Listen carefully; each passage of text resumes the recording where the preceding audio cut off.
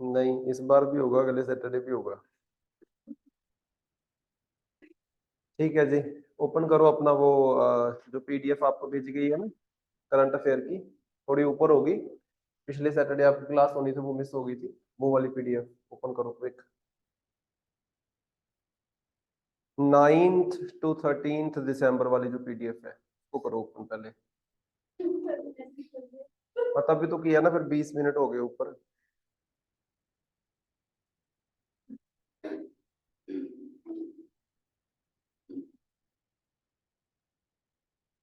मिल गई? ठीक है जी। तो इसमें ये सबसे पहले देखो, जो करंट अफेयर है that is about regulating artificial intelligence. Regulating artificial intelligence that is AI.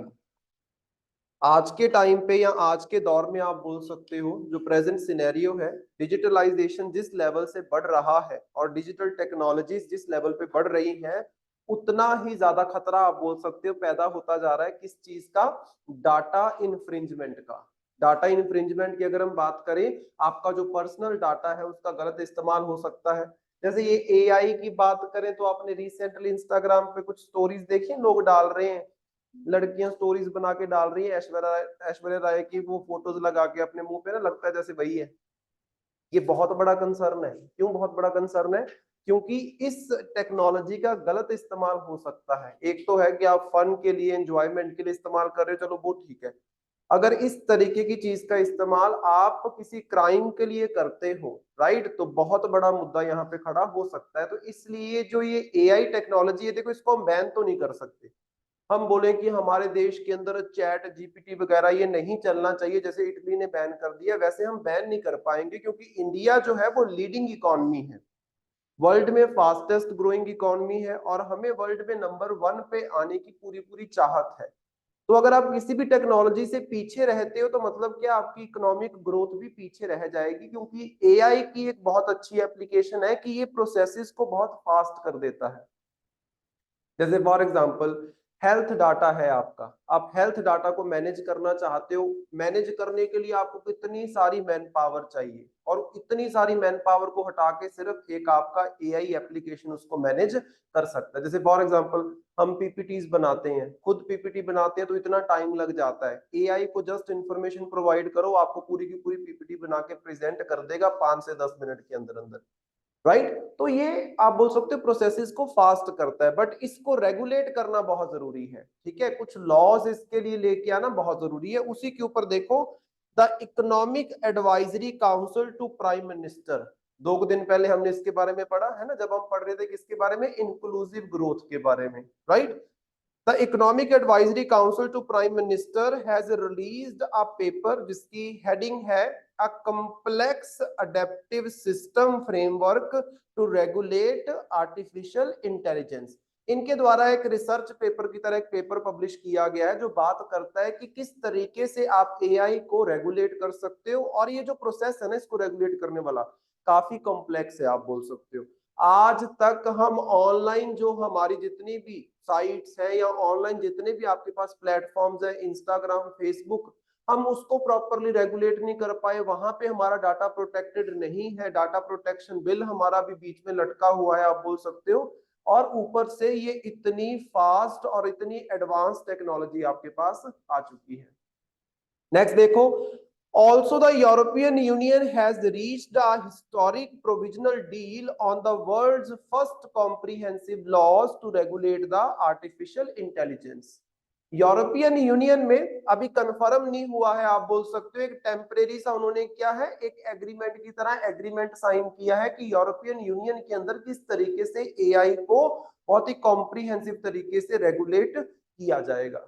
अब नेक्स्ट देखो कि ये जो आपका economic advisory council to prime minister का जो पेपर निकाला गया है, ये क्या प्रपोज करता है, क्या क्या चीजें प्रपोज की है। तो इसमें इन्होंने 5 प्रिंसिपल्स बताए हैं, रेगुलेशन के 5 प्रिंसिपल्स हैं। कौन कौन से 5 प्रिंसिपल्स हैं? नंबर 1, 5 प्रिंसिपल्स की अगर हम बात करते हैं, नंबर 1 इज,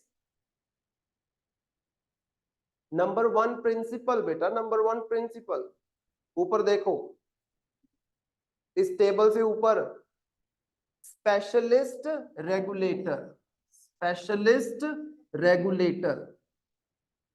तो आपके पास स्पेशलिस्ट रेगुलेटर होना चाहिए, मतलब एक स्पेशल आपके पास बॉडी होनी चाहिए जो क्या है, एआई के रिलेटेड जितना भी आपके कंसर्न्स है उन सब चीजों को रेगुलेट करेगी। तो यहाँ पे देखो, establishing an expert regulatory body with a broad mandate and swift responsiveness. तो मतलब कंप्लीटली रिस्पॉन्सिव होगी, आप बोल सकते हो इंटरनल एक्सटर्नल हर तरह के मैटर्स के रिलेटेड, जो किसके साथ रिलेटेड है, आर्टिफिशियल इंटेलिजेंस के साथ। नंबर 2 प्रिंसिपल जो है that is transparency, that is transparency. तो ट्रांसपेरेंसी इज वेरी इंपॉर्टेंट। कभी भी आप गवर्नेंस की बात करते हो, रेगुलेशन की बात करते हो, राइट, वहां पे ट्रांसपेरेंसी आपने जरूर मेंशन करना है। ट्रांसपेरेंसी का मतलब होता है कि जिस तरीके से आप रेगुलेट कर रहे हो, जो जो प्रॉब्लम्स आ रही हैं, जो जो मैटर सामने आ रहे हैं, वो सबको पता होना चाहिए। ऐसा नहीं है कि सरकार अंदर खाते या फिर ये जो स्पेशल बॉडी बनानी है ये अंदर खाते अपना सारा काम करते रहे, वो चीज यहाँ पे नहीं होनी चाहिए। तो देखो, open licensing of core algorithms for external audits and continuous monitoring of AI system to ensure transparency. Open logarithm जो है या अलगोरिथम है जो ये होना चाहिए, क्यों होना चाहिए, क्योंकि आप चाहते हो कि हर एक पर्सन तक ये जो टेक्नोलॉजी है और उसकी जो प्रॉब्लम्स हैं, जो भी उसके रिलेटेड मैटर्स हैं, वो पहुंच सके। तो ट्रांसपेरेंसी होनी चाहिए रेगुलेशन के अंदर। नंबर 3 आपके पास है AI accountability. What is accountability? Answerable आप बोल सकते हो, होना चाहिए। जो भी आप कर रहे हो, जो भी आपकी सुविधाएं जनता को दिक्कत पहुंचा रही हैं, उसके लिए आप आंसरेबल रहोगे, रिस्पॉन्सिबल रहोगे। तो यहाँ पे देखो, mandating standardised incident reporting protocols to document system aberrations और failures and define clear lines of accountability. तो प्रॉपर प्रोटोकॉल आपने निकालना है कि अगर कोई प्रॉब्लम आती है, अगर कोई फेलियर एआई टेक्नोलॉजी में देखने को मिलता है जिसकी वजह से किसी के पर्सनल या प्राइवेट अधिकार जो है वो हार्म होते हैं, तो वो किस तरीके से रिपोर्टिंग करेगा और आगे से किस तरीके का जवाब आप बोल सकते हो रेगुलेटर के द्वारा दिया जाएगा, राइट। तो रिस्पॉन्सिबिलिटी होनी चाहिए। देन आपके पास आ गया manual overrides and authorization choke points. Override करने की पावर आपके पास होनी चाहिए। देखो, वैसे क्या है, जो आपका एआई टेक्नोलॉजी है अपने आप को खुद ही रेगुलेट करता है, खुद ही चलाता है। आपको कोई पर्सन नहीं चाहिए एआई टेक्नोलॉजी को मैनेज करने के लिए, बट हमें यहाँ पे ऐसी अथॉरिटीज अपॉइंट करनी पड़ेंगी जो किसी किसी सिनेरियो में एआई को चलाएंगी। वैसे एआई अपने आप सारे डिसीजंस लेता है, बट कुछ सिनेरियोज में, यहाँ पे देखो, empowering humans to intervene when AI system behaves erratically through mandated manual control। जब AI टेक्नोलॉजी गलत तरीके से रिएक्ट करेगी तो उसको कंट्रोल करने के लिए हमारे पास स्किल्ड जो ह्यूमन एम्प्लॉइज हैं वो होने चाहिए। और पांचवा आपके पास क्या है, गार्ड रेल्स एंड पार्टीशंस। तो यहाँ पे अगर हम गार्ड रेल्स की बात करते हैं, हमें नाम से ही पता चल जा रहा है कि गार्ड रेल्स का मतलब क्या होगा, implementing clear boundary conditions to limit undesirable AI behaviour. तो मतलब क्या है कि एआई के जो नेगेटिव बिहेवियर्स हैं, क्योंकि देखो ये क्या है, जैसे रोबोटिक्स की टेक्नोलॉजी है, अब रॉबोट अगर आपका गलत तरीके से बिहेव करता है, आप बोल सकते हो, तो किस तरीके से उसको कंट्रोल किया जाए, क्या बिहेवियर रोबोटिक टेक्नोलॉजी का हो सकता है, क्या बिहेवियर नहीं हो सकता है, ये आपको बताना पड़ेगा। मतलब क्या है, वो गार्डशिप आपकी यहाँ पे होनी चाहिए। तो ये 5 प्रिंसिपल्स है।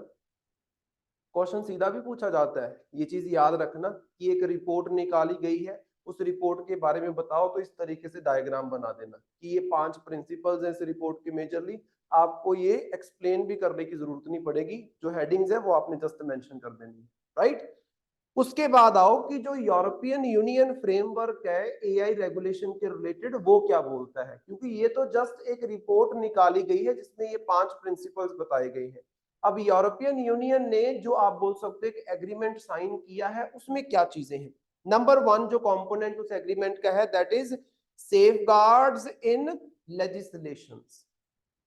तो ऐसे कुछ आपने लॉज बनाने हैं जो आपको एआई के नेगेटिव इंपैक्ट से बचाएंगे। उसमें देखो नंबर 1, एम्पावरमेंट ऑफ कंज्यूमर्स।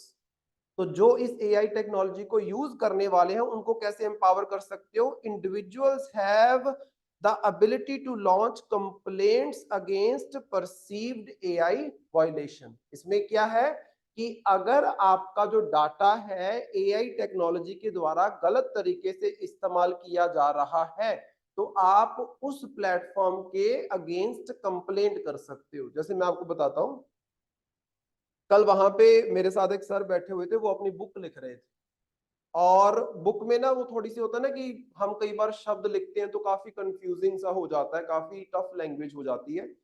वो उसको इजी आउट करना चाहते थे, इसलिए वो क्या है, चैट जो जीपीटी है उसका इस्तेमाल कर रहे थे साथ साथ। वहां पे एक दूसरे सर आए जो काफी सालों से बुक्स लिख रहे हैं और काफी उनकी बुक्स जो है वो पब्लिश हुई है हिमाचल के ऊपर। उनका ये कहना था कि जो आप डाटा यहाँ पे डाल रहे हो सिंप्लीफाई करने के लिए, ये डाटा आपका स्टोर हो रहा है चैट जीपीटी में। क्योंकि अगर आप चैट जीपीटी को देखोगे ना, आप उसको इनपुट दोगे तो वो आपको आउटपुट देगा। अगर मैं उसको बोलूं कि मैंने एआई टेक्नोलॉजी के ऊपर पीपीटी प्रिपेयर करनी है, वो अपने आप प्रिपेयर करके नहीं देगा, मुझे उसे इंफॉर्मेशन देनी पड़ेगी। वो सिर्फ उसको क्या है, डिजाइन करके मैनेज करके आप बोल सकते हो स्लाइड्स बना के मुझे दे देगा। और जो इंफॉर्मेशन मैंने वहां पे डाली वो उसके डाटाबेस में स्टोर हो जाती है। अब एक बार मैंने एआई की पीपीटी बनाने के लिए एआई की सारी इंफॉर्मेशन उसके ऊपर डाल दी, वो वहां पे स्टोर होगी। मान लो मेरे बाद आप उसको कमांड देते हो कि एआई के ऊपर मुझे पीपीटी चाहिए, वो डाटा जो मेरे वाला स्टोर हुआ था उसी का वो यूटिलाइजेशन करेगा। विकीपीडिया, विकीपीडिया भी यही चीज है। विकिपीडिया पे भी हम जैसे लोग ही अपडेशंस करते हैं, आप बोल सकते हो। मतलब क्या है, इन प्लेटफॉर्म्स को नॉलेज से एनरिच करते हैं, इनके पास खुद का कुछ नहीं होता। अब यहाँ पे देखो, वो आपका डाटा यहाँ पे स्टोर हो रहा है। हो सकता है कि मैंने अपना सीवी बनाना हो और सीवी बनाने के लिए मैंने पर्सनल इंफॉर्मेशन वहां पे डाली हो, तो वो पर्सनल इंफॉर्मेशन भी स्टोर हो रही है। कल को उस पर्सनल इंफॉर्मेशन का कोई गलत इस्तेमाल करता है इस प्लेटफॉर्म का इस्तेमाल करके, तो मेरे पास अधिकार होना चाहिए कंप्लेंट करना। राइट। नेक्स्ट देखो, clear boundaries are set on AI usage by law enforcement agencies.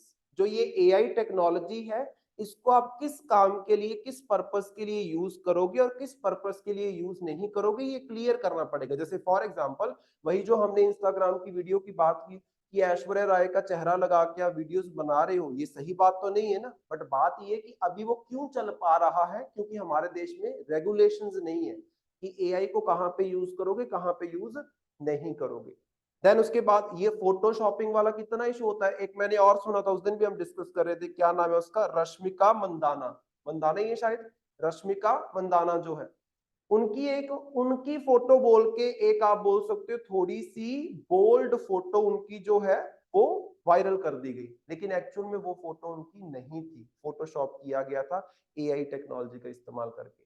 इतना खतरनाक हो सकता है, और हमारे देश में तो लोग ये सब करते हैं। हमारे देश में ये चीजें होती है ना कि किसी की गलत तस्वीर किसी के दूसरे बॉडी के ऊपर लगा के कोई गलत वीडियो या कुछ अपलोड कर दिया, एआई उसको और फैसिलिटेट कर रहा है, आप बोल सकते हो। राइट, तो ये बहुत बड़ी गड़बड़ है। Then strong restrictions on facial recognition technology and AI manipulation of human behavior are specified। वही चीज जो मैंने आपको बताई कि ये जो फेस रिकॉग्नाइजेशन टेक्नोलॉजीज वगैरह है, इसको आप इस्तेमाल नहीं करोगे, इसके ऊपर रिस्ट्रिक्शन है। Then tough penalties for companies found breaking the rules. जो भी कंपनी इन रूल्स को तोड़ेगी यूरोपियन यूनियन के अंदर, उनके ऊपर अच्छी खासी पेनल्टी लगाई जाएगी। Limitations on the governments to for use the real time biometric surveillance in public areas allowed only in cases of serious threats like terrorist attacks. सरकार भी ऐसा नहीं कर सकती कि पब्लिक प्लेसेस पे एआई के कैमरे लगा दे और वहां से जो जो गुजर रहा है उसका चेहरा रिकॉग्नाइज करके एआई कैमरा क्या कर रहा है, उसकी सारी इंफॉर्मेशन ऑनलाइन प्लेटफॉर्म से उठा के सरकार को भेज रहा है कि ये इसका फेसबुक अकाउंट है, ये इसका इंस्टाग्राम अकाउंट है, ये इसका टिकटॉक है, सब कुछ भेज रहा है।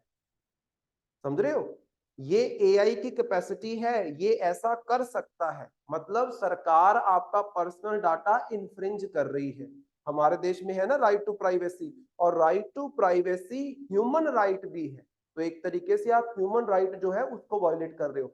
लेकिन हाँ, अगर आपको लगता है कि आपके देश के अंदर टेररिस्ट घुस आए हैं और इस एरिया में टेररिस्ट है, वहां पे आप इस तरीके की टेक्नोलॉजी का इस्तेमाल कर सकते हो उनको रिकॉग्नाइज करने के, राइट, बट हर जगह नहीं। Next, categorization of AI application, second component जो है कैटेगराइज करना है। तो देखो इसमें नंबर 1, AI applications are classified into 4 risk categories based on their level of risk and invasiveness. तो 4 कैटेगरीज में आप AI टेक्नोलॉजी को इस्तेमाल कर सकते हो अकॉर्डिंग टू द रिस्क आपने डिवाइड किया है। नंबर 1 है बैंड एप्लीकेशन, ऑटोमेटिकली AI की जो एप्लीकेशन बैन की गई है उसमें क्या है, रिस्क बहुत ज्यादा होगा। तो यहाँ पे देखो, मास स्केल फेशियल रिकॉग्नाइजेशन, वही जो मैंने आपको बोला पब्लिक में कैमरे लगा देना।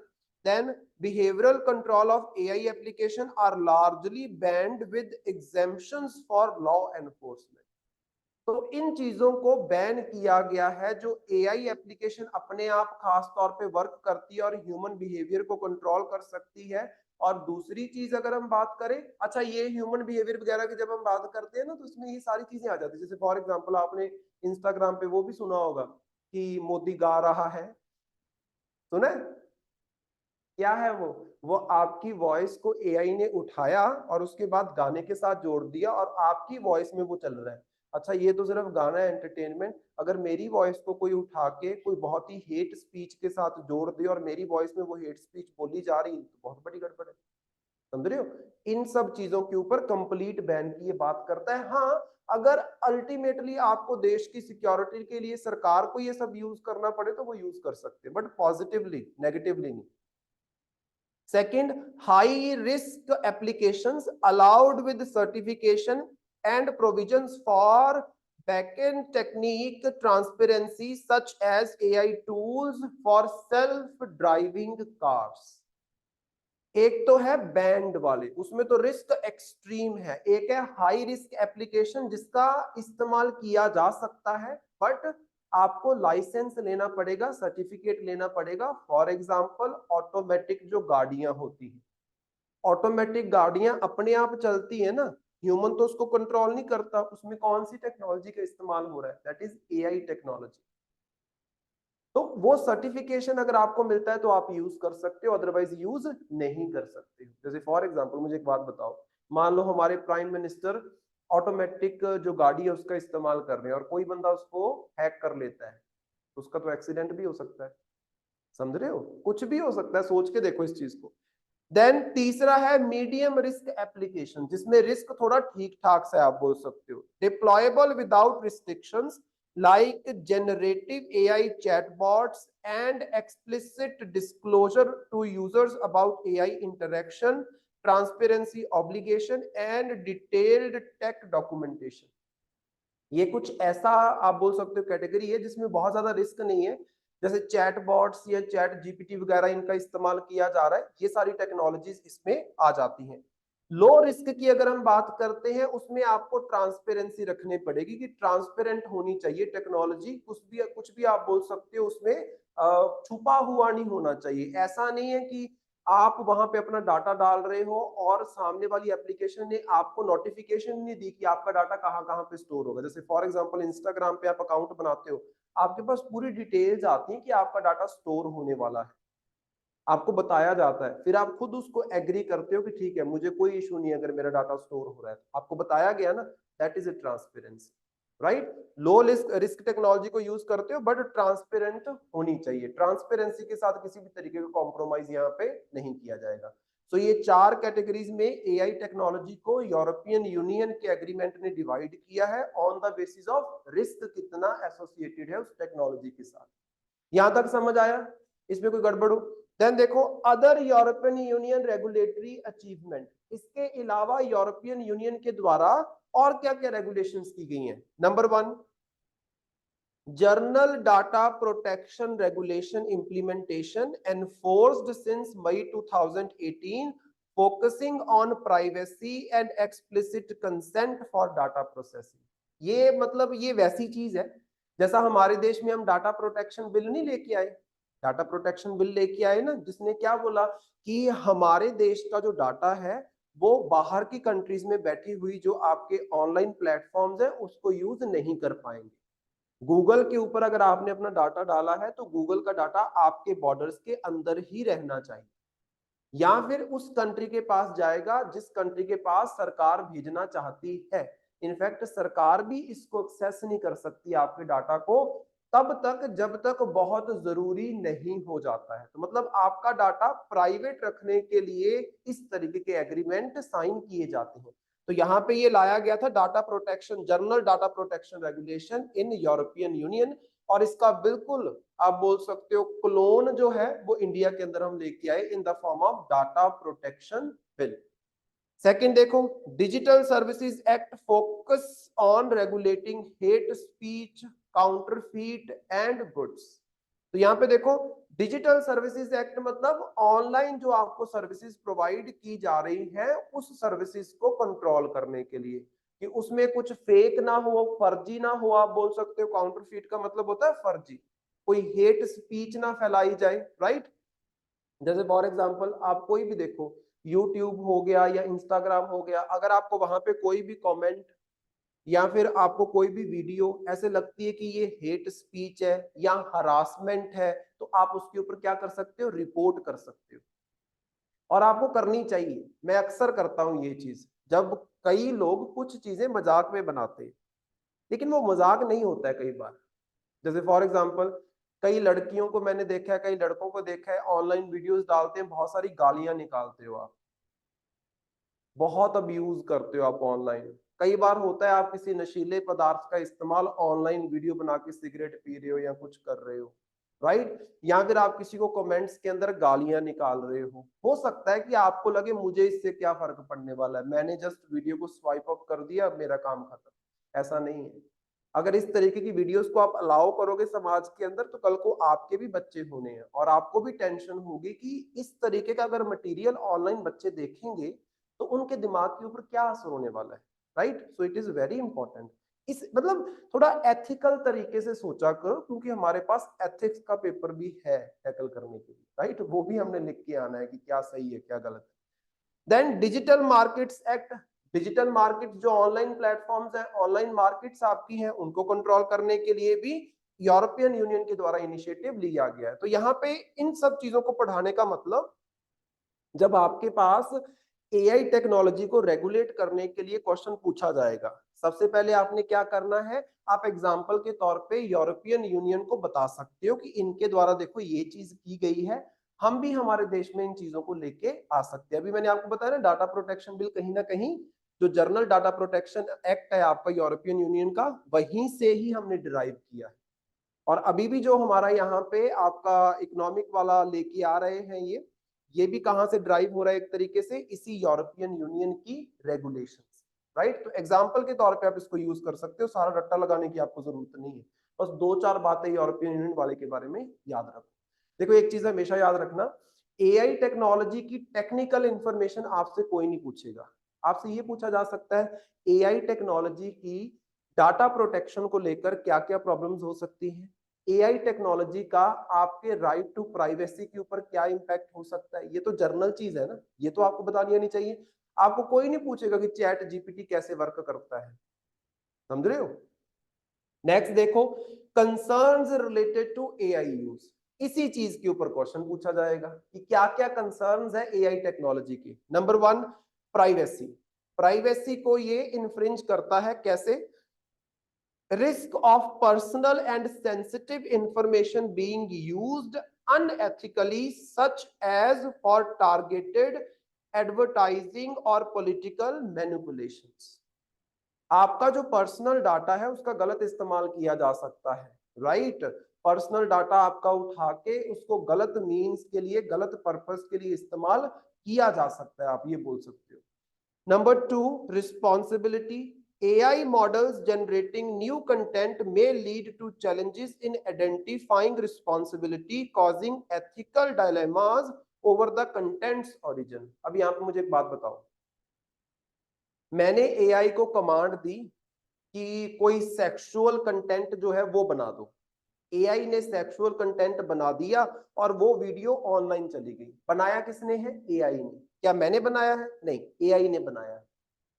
तो वो जो कंटेंट आपका ऑनलाइन जा रहा है, अगर आपने उसके ऊपर रिपोर्ट भी करना है तो आप किसके अगेंस्ट रिपोर्ट कर रहे हो? एआई के अगेंस्ट रिपोर्ट कर रहे हो, पर्सन तो नहीं ना आपको मिला। समझ रहे हो? तो यहाँ पे कहीं ना कहीं आप बोल सकते हो वो पर्सन छुप जाता है और एआई टेक्नोलॉजी सामने आ जाती है। तो ये भी इसका गलत इस्तेमाल हो सकता है टेररिस्ट एक्टिविटीज के लिए, हरासमेंट के लिए and all. Then automation and job displacement. अब ये बड़ा इंपॉर्टेंट है। जब सब कुछ ऑटोमेटिक हो जाएगा तो फिर लेबर की क्या जरूरत है? देखो, पहले तो आप मैनुअली वर्क करते थे, बहुत लेबर का इस्तेमाल वहां पे होता था। फिर आपके पास क्या है? मशीनरी आई, तो लेबर की जरूरत थोड़ी सी कम हो गई। हाँ, स्टिल कुछ स्किल्ड लेबर चाहिए उस मशीनरी को कंट्रोल करने के। अब अगर मशीनरी भी अपने आप को खुद ही कंट्रोल कर रही है तो फिर बंदों की तो जरूरत ही नहीं है। तो यहाँ पे अनएम्प्लॉयमेंट का एक बहुत बड़ा मुद्दा आप बोल सकते हो रिलेटेड है इसके साथ। अगर मशीन्स अपने आप चलने लग गई, गाड़ियां अपने आप चलने लग गई, समझ रहे हो ये चीज? मान लो, इमेजिन करो, एक फैंटेसी वर्ल्ड में जाओ कि आप चंडीगढ़ के अंदर एंटर किए, आपने सिटी बस का इस्तेमाल करना है। सिटी बस रुकती है, आपको जस्ट पैसे डालने हैं, आपने एंटर करना है कि कहाँ पे मैंने जाना है, टिकट अपने आप बस आपको दे रही है, वहां पे लगा हुआ कंप्यूटर, मतलब कंडक्टर की जरूरत नहीं। फिर बस क्या है? अपने आप ही चल रही है। जो उसके स्टॉप पे है वहां पे डेजिग्नेटेड है कि इस स्टॉप पे रुकना है, इस स्टॉप पे रुकना है, इस स्टॉप पे रुकना है, अपने आप वो चल रही है। ड्राइवर की जरूरत नहीं, नौकरियां गई, ड्राइवर्स की भी एंड कंडक्टर्स की भी। ये बहुत बड़ा मुद्दा है। Then bias and discrimination. AI training on biased data may result in decisions that unfairly disadvantage certain groups, perpetuating societal inequalities and discrimination. अब देखो, ये ऑटोमेटिक टेक्नोलॉजी है, इसको आप डाटा प्रोवाइड करोगे। अब डिपेंड करता है कि एआई टेक्नोलॉजी को आपने डाटा क्या प्रोवाइड किया। अगर आपने मोदी की वॉइस प्रोवाइड की तो उसने क्या कर दिया? गाना गवा दिया उससे। समझ रहे हो? अगर आप हेट स्पीच की शब्द इसको प्रोवाइड करोगे तो वो हेट स्पीच को क्या कर देगा? फैला देगा। तो मतलब क्या है? यहाँ पे बायसनेस एंड डिस्क्रिमिनेशन के चांसेस हमेशा रहते हैं। हो सकता है कि अगर एआई टेक्नोलॉजी को चाइना लीड कर रहा है तो चाइना जैसा चाहेगा एआई के रिएक्शंस वैसे हो सकते हैं, right? Then lack of transparency एक बहुत बड़ा मुद्दा है। अगेन मैंने आपको बताया, यहाँ पे भी आपको बताया कि रेगुलेशंस में सेकेंडरी प्रिंसिपल्स उन्होंने क्या बताया? ट्रांसपेरेंट होनी चाहिए टेक्नोलॉजी। तो यहाँ पे ये पांचों पॉइंट आपने, 5 या 6 पॉइंट, 5 पॉइंट आपने याद रखने हैं। जब आपसे कोई पूछेगा ना क्या क्या कंसर्न्स है एआई के, सबसे पहले प्राइवेसी, प्राइवेसी को हाईलाइट करके उसमें एक पॉइंट लिख दो। सेकंड, आप ऑटोमेशन के ऊपर लिख दो एक पॉइंट, एंड जो आपकी जॉब लोगों की छिन जाएगी उसके ऊपर लिख दो। देन बायस्डनेस के ऊपर लिख दो। इस तरीके से आप क्या है 5 या 6 पॉइंट लिखोगे तो अच्छा रहेगा, सिंपल। देन आ गया India's stance on AI regulation. India का प्रेजेंट क्या स्टांस है, इंडिया की सरकार क्या कर रही है एआई के ऊपर? तो देखो, India aims to develop sovereign AI and AI computing infrastructure focusing on real life application in health care, agriculture, governance, language translation etcetera to catalyse the economic development. देखो, इंडिया जो है एआई टेक्नोलॉजी की जो applications हैं या AI technology का जो भी इंफ्रास्ट्रक्चर है वो किसी दूसरी कंट्री का इस्तेमाल नहीं करना चाहता है। इंडिया क्या बात करता है? आत्मनिर्भर भारत की। तो इंडिया अपनी एआई की एप्लीकेशंस भी खुद बनाएगा। जैसे फॉर एग्जांपल हमारे पास एक एप्लीकेशन होती है TikTok, it is not AI की एप्लीकेशन, टिकटॉक, और हमने उसको रिप्लेस करके बैन करके क्या बना दिया? मौज। समझ रहे हो ये चीज? टिकटॉक हटाया, मौज बना दिया हमने। इस तरीके से हम फेसबुक हटा के कुछ और बना सकते हैं, इंस्टाग्राम हटा के कुछ और बनाने को तो कुछ मर्जी बना लो। आपको क्या चाहिए उस चीज में? इन्वेस्टमेंट एंड ह्यूमन रिसोर्स चाहिए आपको। तो हम हमारा खुद का सोवरेन एआई का मतलब होता है हम हमारा खुद का एआई इंफ्रास्ट्रक्चर डेवलप करना चाहते हैं, जिसकी मदद हम लेंगे हमारी इकोनॉमिक डेवलपमेंट को ग्रो करवाने के लिए, आप बोल सकते हो, right? Next, Currently, India is transitioning from no regulation stance on AI to actively formulating regulations based on the risk-based user harm approach. India's AI penetration factor is 3.09, the highest among G20 and Organization for Economic Cooperation and Development countries. तो यहाँ पे अगर हम बात करते हैं, India में AI technology इस्तेमाल होने के चांसेस आर वेरी हाई, क्योंकि India is the four runner.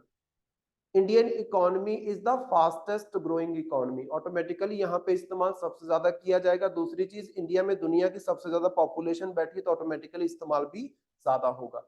तो यहाँ पे बात की जा रही है कि इंडिया पहले क्या था, एआई को रेगुलेट करने के लिए कुछ नहीं कर रहा था। एटलीस्ट हमने नॉन रेगुलेटर से एक्टिवली रेगुलेट करने की कोशिश तो कर रहे हैं। अभी हमारे देश में ऐसा कुछ ऑफिशियल नहीं है जो रेगुलेट करता हो, अभी सिर्फ रिपोर्ट आई है। ऑफिशियल कुछ भी हमारे पास ऐसा लॉ अभी तक नहीं है जो एआई टेक्नोलॉजी को रेगुलेट करता हो डायरेक्टली, मतलब सीधा एआई के लिए आपने बनाया है। अच्छा, information technology act and all, उस तरीके से अगर आप करना चाहते हो बात अलग है, लेकिन सीधे तौर पे डेडिकेटेड कोई ऐसा लॉ हमारे पास नहीं है जैसा यूरोपियन यूनियन ने अभी तक अडॉप्ट किया है। नेक्स्ट, उसके बाद आपके पास कुछ इनिशिएटिव दिए गए हैं, जैसे फॉर एग्जांपल एक हैशटैग सरकार के द्वारा चलाया गया, that is hashtag AI for all. ये अवेयरनेस कैंपेन थी, आप बोल सकते हो। देन उसके बाद NITI Aayog national strategy for AI 2018 focused on inclusive and responsible AI. 2018 में हमें एआई टेक्नोलॉजी दिखने को मिली, उससे पहले एआई टेक्नोलॉजी का इतना इस्तेमाल नहीं हुआ। 2018 में 17-18 में ये सब स्टार्ट हुआ हमारे देश में। उस टाइम पे नीति आयोग इसके ऊपर रेगुलेशंस लेके आया। कोई ऑफिशियल एक्ट नहीं है, जस्ट रेगुलेशंस है, कैसे रेगुलेट करना है। मतलब ये रेगुलेशंस टेम्परेरी टाइम के लिए होते हैं, जब तक आपका कोई एक्ट आप नहीं पास कर दे, राइट। क्या करने के लिए, एक तो एआई टेक्नोलॉजी का इस्तेमाल पिछड़े से पिछड़ा बंदा भी कर सके, मतलब हर एक बंदे को इसका जो लाभ है, जो इसका बेनिफिट है, वो पहुंच सके। दूसरा, रिस्पॉन्सिव होना चाहिए, मतलब जो भी आपका ये डाटा यहाँ पे आप डाल रहे हो, उसकी रिस्पॉन्सिबिलिटी ये टेक्नोलॉजी उठाए। Then NITI Aayog principle of responsible AI outline 7 की principles for AI use. Again कुछ प्रिंसिपल्स इनके द्वारा बताए गए हैं। देन आपके पास ministry of electronics and information technology, जिसको माइटी यहाँ पे लिखते हैं या मीटी लिखते हैं, that is ministry of electronics and information technology launched India AI in 2023 covering all AI related research. तो यहाँ पे इंडिया एआई एक इनिशिएटिव, एक mission ministry of electronics and information technology ने लॉन्च किया है। इस मिशन के तहत क्या है, एआई टेक्नोलॉजी की कंप्लीट रिसर्च जो है वो हमारे देश के अंदर की जाएगी। इन इनिशिएटिव्स को मेंशन करना है। देन आपके पास telecom regulatory authority of India, that is TRAI जिसको बोलते हैं, telecom regulatory authority of India proposed a domestic statutory authority for AI regulation in July 2023 emphasizing a risk based framework। ध्यान से अगर आप देखो, ये रिस्क बेस्ड या फिर रेगुलेशन ये सब 2023 में आया है। पहले जस्ट थोड़ा बहुत रेगुलेट करने के लिए नीति आयोग बोल रहा था, लेकिन अभी क्या है, इस साल के अंदर ही आपको ये मोदी ने गाने गा के सुनाए ना, इससे पहले नहीं गाता था। इसी साल में है ना ये सब कुछ, और वो ऐश्वर्या राय वाला भी इसी साल में हमने देखा है, क्योंकि ये हुआ ही इस बार एक्चुअली। ये चैट जीपीटी वगैरह ये सब 2023 में फेमस हुआ, और इसका गलत इस्तेमाल भी 2023 में स्टार्ट हुआ है। Then ethical guidelines for AI in health care by Indian Council of Medical Research. तो ये बड़ा इंपॉर्टेंट है। कुछ डाटा जो आपका होता है, जो आपका हेल्थ डाटा होता है, वो आपका पर्सनल होता है, उसको आप पब्लिक नहीं कर सकते हो, राइट। क्योंकि अगर आप पब्लिक करोगे तो उस डाटा का कोई गलत इस्तेमाल कर सकता है आपको हार्म पहुंचाने के लिए। या फिर चलो वो भी छोड़ दो, अगर आपकी पूरी पब्लिक का डाटा ऑनलाइन पड़ा हुआ है और उस डाटा को चाइना क्या करता है, हैक कर लेता है, तो चाइना को पता चल जाएगा इंडिया में किस चीज के केसेस ज्यादा है। तो इंडिया को इम्पैक्ट करने के लिए चाइना वैसा कोई बायो वॉर जो है वो छेड़ सकता है, आप बोल सकते हो, right. Then SEBI, that is Securities and Exchange Board of India, जो ये आपका ऑनलाइन होता है ना system, share market, stock market, इसको रेगुलेट करता है। Circular guiding AI policies in capital market. Capital market मतलब स्टॉक मार्केट के अंदर ये इसका गाइडलाइंस कुछ निकाली है। Then National Education Policy 2020 recommends integrating AI awareness into school courses. अब 2020 में जो आपकी न्यू एजुकेशन पॉलिसी आई है उसके अंदर ये मेंशन किया गया है कि एआई के रिलेटेड, जैसे पहले होता था ना कि एनवायरनमेंट का एक सब्जेक्ट होना चाहिए, बच्चों को एनवायरनमेंट के बारे में बताओ, वैसे यहाँ पे बोला जा रहा है बच्चों को एआई टेक्नोलॉजी के बारे में बताओ। ये इसका मेजर ऑब्जेक्टिव यहाँ पे रहने वाला है। नीचे आपके पास कुछ अदर इनिशिएटिव्स दिए गए हैं, ज्यादा इंपॉर्टेंट नहीं है, लेकिन उसमें एक चीज याद रखना जो मुझे थोड़ी सी अच्छी और थोड़ी ज्यादा इंपॉर्टेंट लगी, that is Italy. Italy became the first major Western country to ban OpenAI's ChatGPT due to privacy concern. ChatGPT को इटली पहला कंट्री बना जिसने बैन किया है क्योंकि ये प्राइवेसी का जो आपका अधिकार है उसको इन्फ्रिंज करता है, हार्म करता है, राइट। इसके अलावा एक यूएसए वाला आप एग्जांपल याद रख सकते हो। Proposed a non binding road map the AI bill of rights blueprint outlining 5 core principles for responsible use of AI. Bill of rights की जब हम बात करते हैं तो ये मैं आपको क्यों बता रहा हूँ, क्योंकि आप फंडामेंटल राइट जब पढ़ते हैं तो हम बात करते हैं कि यूएसए से हमने आइडिया लिया है, वहां पे बिल ऑफ राइट्स करके कुछ फंडामेंटल राइट दिए गए हैं उनके संविधान के अंदर, है ना। वैसे ही अब वो क्या है, एक एआई बिल ऑफ राइट्स लेके आ रहे हैं कि 5 प्रिंसिपल जैसे हमने यहाँ पे बताया, यही सेम चीजें आपको वहां पे देखने को मिलेंगी। नाम डिफरेंट हो सकता है, काम तो वही है, फंक्शन तो वही है, रेगुलेट करो, ट्रांसपेरेंसी होनी चाहिए, अकाउंटेबिलिटी होनी चाहिए, बेसिक चीजें, समझ रहे हो। तो ऐसे ही 5 प्रिंसिपल्स यूएसए भी लेके आया है, दैट्स बेसिक्स। तो फिर एक बार बता देता हूं, एआई के ऊपर आपने क्वेश्चन लिखो, इस क्वेश्चन का आंसर लिख के लेके आना, तुम्हें थोड़ा पता भी चलेगा। क्वेश्चन लिखो, artificial intelligence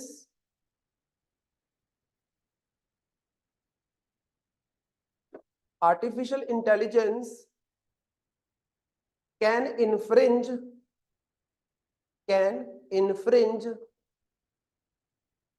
right to privacy, can infringe right to privacy,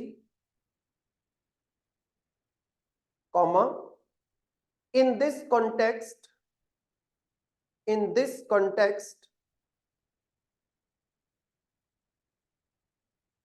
critically analyze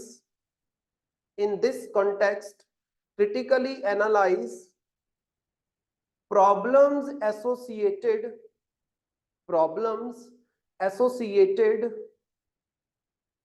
with AI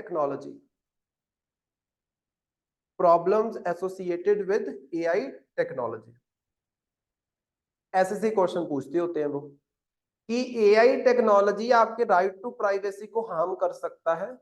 इस चीज को मद्देनजर रखते हुए इसकी कुछ प्रॉब्लम्स को क्रिटिकली एनालाइज करो, क्या क्या प्रॉब्लम्स इसकी हो सकती है, जो भी हमने डिस्कस की।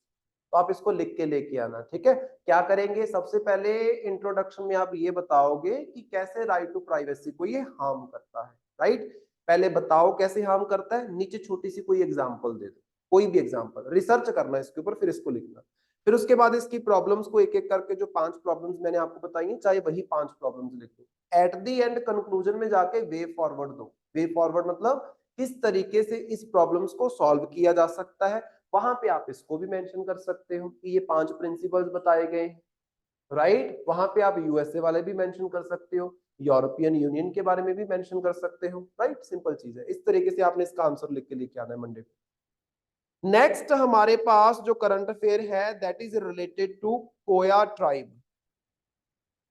कोया ट्राइब की अगर हम बात करते हैं तो ये तेलुगु ट्राइब आप इसको बोल सकते हो, तेलुगु रीजन की ट्राइब। अब ये क्यों न्यूज में चल रही है, तो इसके पीछे भी एक इंपॉर्टेंट कारण है आपके पास।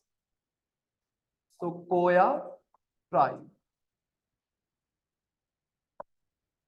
तो देखो यहां पे, the indigenous Koya tribe in Andhra Pradesh residing in the Papikonda hill range has embraced eco-friendly practices to conserve the Indian basin. Indian बेसन समझते हो, क्या होता है बेसन? भैंस जैसा होता है, बोल सकते, भैंस होती है ना, भैंस जैसा, आपको वैसे बड़े बड़े सींग होते हैं उसकी, है ना। आपको जंगलों में देखने को मिलेगा, वैसे कोई नहीं पालता, पालतू जानवर नहीं, जंगली जानवर है बोल सकते। तो कहाँ पे रहते हैं ये रहते हैं पापीकोंडा हिल रेंज में। तो सबसे पहले तो हमें ये पता चल गया कि ये जो आपकी पापीकोंडा हिल रेंज है ये कहाँ पे है, आंध्र प्रदेश एंड जो आपका तेलंगाना है उस रीजन में आपको देखने को मिलेगी। और यहीं पे रहते हैं कौन, आपके कोया ट्राइब वाले। इनके द्वारा कुछ इको फ्रेंडली इनिशिएटिव लिया गया है जिससे क्या है, जो बिसन है वो बच जाएगा। एक्चुअली है क्या, यहाँ पे ये ना फ्लूट्स बनाते हैं। आपने देखा होगा कि ट्राइबल लोग ऐसे बड़ी बड़ी फ्लूट्स ही लेके बजाते हैं ना, कोई फंक्शन होता है या फिर एक दूसरे को बुलाने के लिए, है ना। वो ये फ्लूट्स पहले बनाते थे किसकी, बिसन के सींग की। अब इन्होंने क्या किया है, उसकी जगह पे जो पाम के लीव्स होते हैं उसका इस्तेमाल करके उसको बनाना स्टार्ट किया। तो मतलब क्या है, अब आपको बिसन्स को मारने की जरूरत नहीं, इको फ्रेंडली होगी वो चीज, आप बोल सकते हो।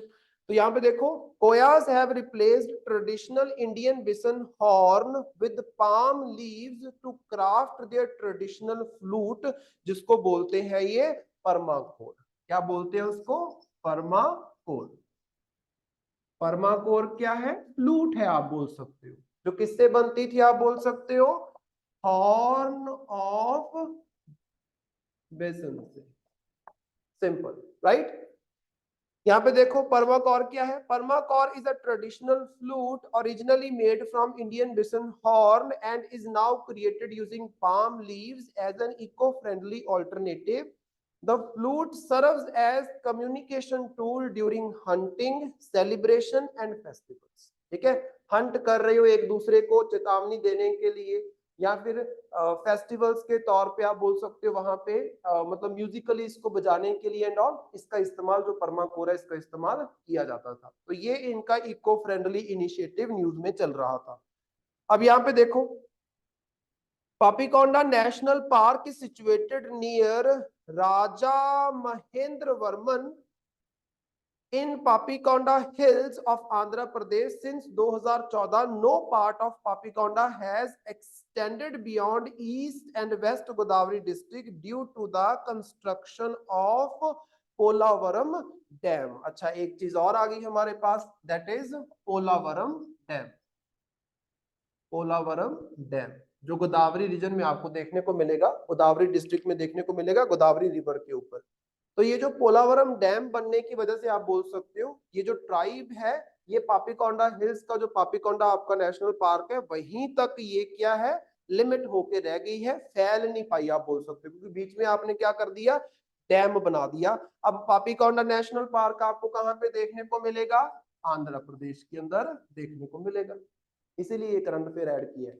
ऐसा क्वेश्चन पूछते हैं, पापीकोंडा नेशनल पार्क कहाँ पे है जी बता दो, सिंपल सीधा क्वेश्चन, ऐसा क्वेश्चन पूछा जाता है। ऐसा भी पूछा जा सकता है कि रिसेंटली कोया ट्राइब के द्वारा एक इको फ्रेंडली टेक्निक का इस्तेमाल करते हुए उनकी जो परमाकोर है उसको बनाया गया।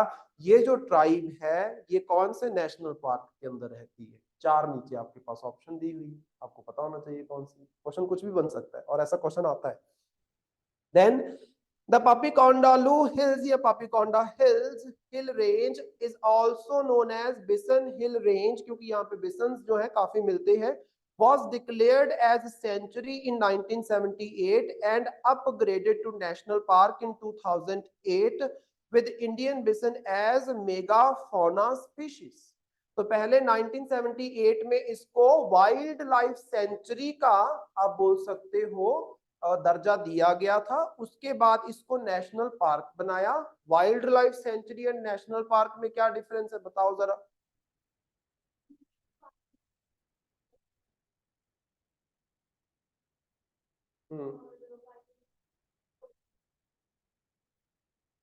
बस ये तो एक डिफरेंस हुआ।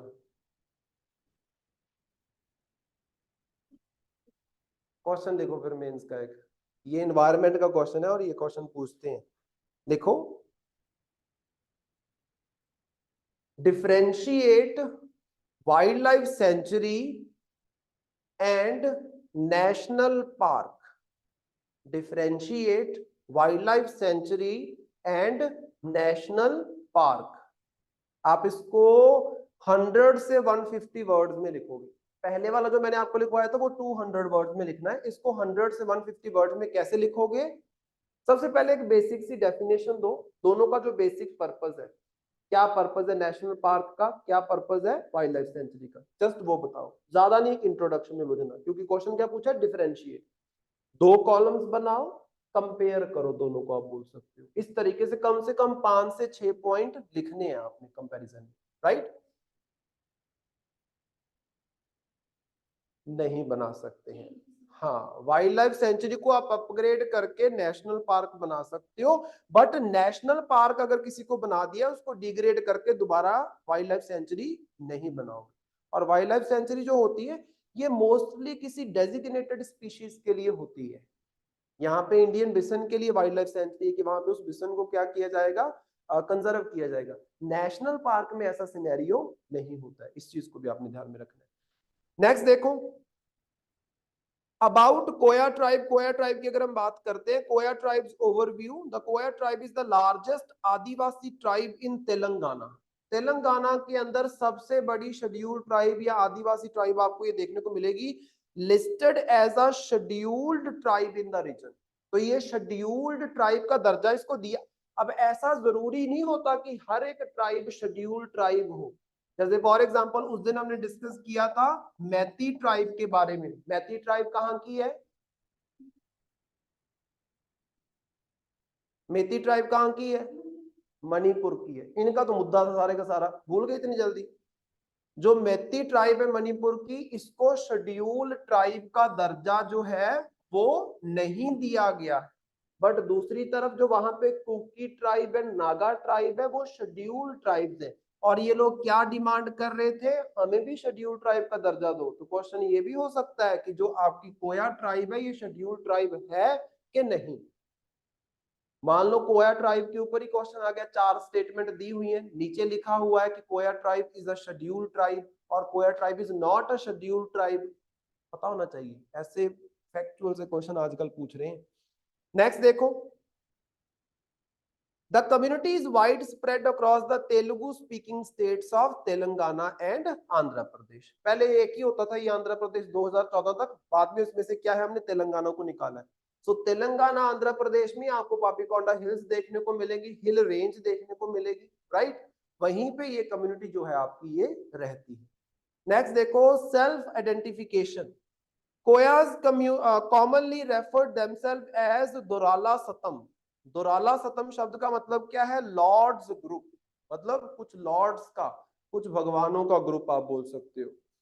एंड पुतादोरा, पुतादोरा का मतलब क्या है? Original lords. In their dialect they are also known as Koitur, akin of Gond. Gond tribe जो है ना आपको, ये आपको देखने को मिलेगी सेंट्रल इंडिया के अंदर। ये अपने आप को गौंड के साथ रिलेट करते हैं, इसीलिए ये शब्द यूज करते हैं कोयतूर। कोयतूर का मतलब क्या है? Akin of गौंड्स। गौंड्स कहाँ की ट्राइब है? सेंट्रल इंडिया की ट्राइब है। ये चीजें याद रखनी है।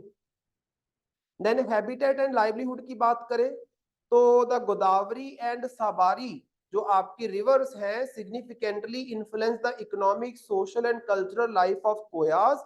Primarily settled cultivators, they grow crops like jawar, ragi, bajra and other millets। मैंने पहले ही आपको बता दिया कि ये जो आपका पापीकोंडा नेशनल पार्क है ये कौन से रीजन में है? ये है गोदावरी डिस्ट्रिक्ट ऑफ आंध्र प्रदेश के अंदर आपको देखने को मिलेगा।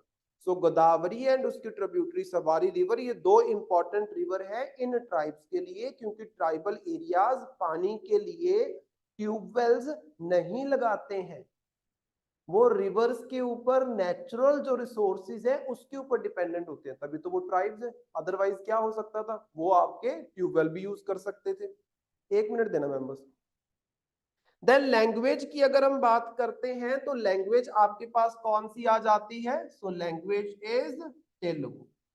तेलुगु लैंग्वेज का खास तौर पे ट्राइब का इस्तेमाल किया जाता है। इसके अलावा देखो, रिलीजन एंड फेस्टिवल्स की बात करें सो की deities for Koyas include lord Bhima, Kora Rajulu, then Mamili and Potaraju. ये इनके कुछ भगवान है, लोकल डाइटीज है आप बोल सकते हो। At the end traditional dance की अगर हम बात करें तो Koyas engage in vibrant dance called परमाकॉक आता। तो यहाँ पे क्या है, परमाकॉक आता, परमाकॉक आता, जिसको आप बिसन हॉर्न डांस भी बोल सकते हो। याद करो ये जो ऊपर मैंने आपको बताया। परमाकोर क्या है, परमाकोर इज अ फ्लूट, जिसको कैसे बनाते हैं, पहले बनाते थे बिसन का इस्तेमाल करके, बिसन के हॉर्न्स का इस्तेमाल करके। आज ये बनाते हैं किसका इस्तेमाल करके, पाम लीव का इस्तेमाल करके। ठीक है, तो इसको एक बार रिवाइज कर लेते हैं, अब बना लेंगे। तो यहां पे हमने डिस्कस किया about the Koya tribe of Andhra Pradesh and Telangana. ये ट्राइब आपको कहां पे देखने को मिलेगी, पापीकोंडा हिल रेंज जो आपके पास है, कहां पे, आंध्र प्रदेश एंड तेलंगाना के अंदर, जहां पे आपको पापीकोंडा नेशनल पार्क जो है वो भी देखने को मिलेगा। न्यूज में क्या चल रहा था कि इस ट्राइब के द्वारा एक फ्लूट बनाई जाती है जिसका नाम है परमाकोर। परमाकोर को ये कैसे बनाते थे, बिसन के हॉर्न्स का इस्तेमाल करके। अब इन्होंने एक इको फ्रेंडली तरीका अपनाया है कि हम बिसन के हॉर्न की बजाय पाल्म के जो लीफ है उसका इस्तेमाल करके परमाकोर को बनाएंगे। और परमाकोर का ये इस्तेमाल करते हैं हंटिंग के दौरान एक दूसरे को सूचना भेजने के लिए, और फेस्टिवल्स में इसको एज अ म्यूजिकल इंस्ट्रूमेंट भी यूज किया जाता है। तो इनके द्वारा इनिशिएटिव लिया गया है बिसन्स को कंजर्व करने के लिए। That was the current affair. समझ आया ये सारा, दैट्स इट। ठीक है मैम, ठीक है जी। नेक्स्ट हमारे पास आ गया Universal Declaration of Human Rights at 75। Human rights की जो डेक्लेरेशन है इसको 75 साल हो चुके हैं, आप बोल सकते हो 75वीं एनिवर्सरी जो है वो सेलिब्रेट की जा रही है। तो ये है क्या चीज, universal declaration of Human rights, ये है क्या चीज। वैसे तो नाम से पता चल रहा है कि यूएन के द्वारा एक डेक्लेरेशन निकाला गया दुनिया भर के इंसानों को कुछ बेसिक ह्यूमन राइट्स प्रोवाइड करने के लिए। तो यहाँ पे देखो इसको 75 साल हो रहे हैं, तो मतलब 1948 में ये जो आपकी यूएन या फिर universal Declaration of Human rights जो है यूएन के द्वारा निकाली गई होगी। तो कब की है आपकी, UNUDHR universal Declaration on Human rights कब की है, 1948 की। देखो वैसे कोई आपसे एक्सपेक्ट नहीं करता है कि आप 1948 मेंशन करो, प्रीलिम में आपको पता होना चाहिए 1948 की है। मेंस में जब आप लिखते हो वहां पे आप जब क्वेश्चन स्टार्ट करते हो, आंसर लिखना स्टार्ट करते हो, वहां पे अगर आप ये मेंशन करते हो ना, बस थोड़ा सा एनरिच हो जाता है आपका आंसर, और कुछ नहीं है। अदरवाइज यूपीएससी मेंस में आपसे ऐसा डाटा जो है वो एक्सपेक्ट नहीं कर रहा है, बट स्टिल अगर आप लिखते हो तो अच्छा लगता है कि बच्चे को पता है कि ये कब की हम बात कर रहे हैं। ठीक है, तो इसको कितना टाइम हो गया, अभी 75 ईयर्स जो है वो आपके कंप्लीट हो चुके हैं। 75th जो एनिवर्सरी है उसको ये सेलिब्रेट कर रहे हैं। पर्पस इसका क्या था, 10 दिसंबर 1948 को इसको लाया गया। इसका पर्पस क्या था, पर्पस देखो, to establish a global framework guaranteeing the rights and freedoms of individuals worldwide। दुनिया जहां में जितने भी आपके ह्यूमन बैठे हुए हैं उनको कुछ बेसिक अधिकार और कुछ बेसिक फ्रीडम्स प्रोवाइड की जाने के लिए इसको लाया गया। अब सिंपल चीज है, मैंने अभी आपको बताया right to privacy is also a human right. ये ह्यूमन राइट्स को इंप्लीमेंट किसने किया, Universal Declaration on Human Rights के तहत ही इसको इंप्लीमेंट किया गया। अब की फीचर्स की अगर हम बात करते हैं, it recognises inherent dignity as the foundation of freedom, justice and peace. Human rights की जब हम बात करते हैं ये तीन चीजें आती हैं कि आपके पास पूरा पूरा अधिकार है कि आप शांतमय जीवन जियो, आपके पास कुछ फ्रीडम्स होनी चाहिए, प्राइवेसी होनी चाहिए, बेसिक ह्यूमन नीड्स पूरे करने के अधिकार आपके पास होने चाहिए। दूसरा देखो, declare human rights as universal applicable to all people regardless of location और आइडेंटिटी। इस डेक्लेरेशन के तहत जो ह्यूमन राइट्स है उसको यूनिवर्सल बोला गया। तभी क्या है यूनिवर्सल। यूनिवर्सल मतलब दुनिया जहां में कहीं भी चले जाओ, किसी जाति के बेसिस के ऊपर, किसी धर्म के बेसिस के ऊपर, किसी लिंग के बेसिस के ऊपर किसी तरीके की डिस्क्रिमिनेशन नहीं की जाएगी। सबको एक जैसा ही अधिकार दिया जाएगा। नीचे एक बड़ी अच्छी लाइन भी लिखी हुई है, वो भी मैं आपको बताऊंगा, जो बड़ी इंप्रेसिव है। नेक्स्ट देखो कंपोनेंट्स क्या है। तो इसके अंदर प्रीएम्बल एंड 30 आर्टिकल्स है। जब हम ह्यूमन राइट की बात करते हैं तो ह्यूमन राइट में 30 आर्टिकल्स आपके पास आते हैं। हर एक आर्टिकल आपको, जैसे फंडामेंटल राइट हमने किए थे कि आर्टिकल 12 से लेके 35 तक फंडामेंटल राइट वाला चैप्टर है, यहाँ पे वैसे 30 आर्टिकल है। हर एक आर्टिकल आपको क्या है ह्यूमन राइट के बारे में, किसी ना किसी ह्यूमन राइट के बारे में इंफॉर्मेशन देगा। इसको पढ़ेंगे आगे चल के हम।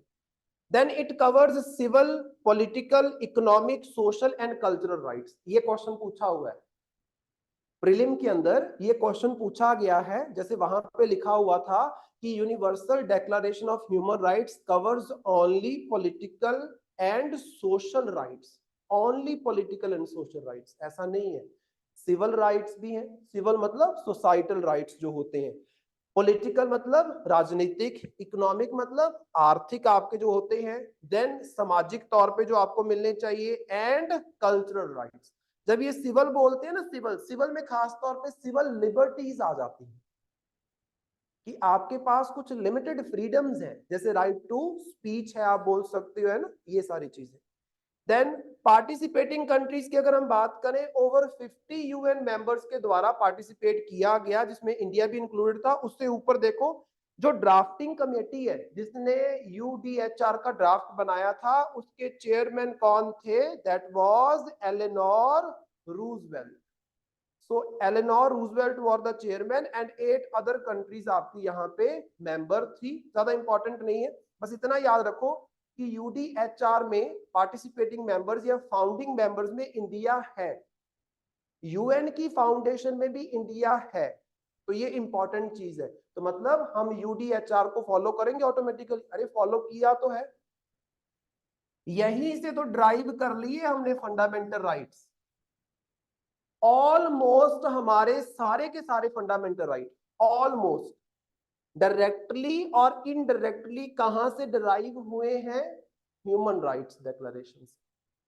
हम यहाँ पे बात करते हैं अनटचेबिलिटी नहीं करनी। ह्यूमन राइट्स बोलते हैं ना कि रिलीजन, कास्ट के बेसिस के ऊपर डिस्क्रिमिनेशन नहीं करना। कल्चरल एंड एजुकेशनल अधिकार देते हैं माइनॉरिटीज को। ये भी बात करते हैं कि जो माइनॉरिटी सेक्शनल ग्रुप्स हैं उनके कुछ अधिकार होने चाहिए। राइट टू इक्वालिटी देते हैं हम, राइट टू फ्रीडम, सब के सब आपके ह्यूमन राइट्स के अंदर मेंशन है। जब इसको हम पढ़ेंगे आपको समझ आएगा कि फंडामेंटल राइट यहीं से उठाए, ये 48 में आए हैं और फंडामेंटल राइट कब हमने बनाए? 1950 में जाके लागू हुए हैं, राइट।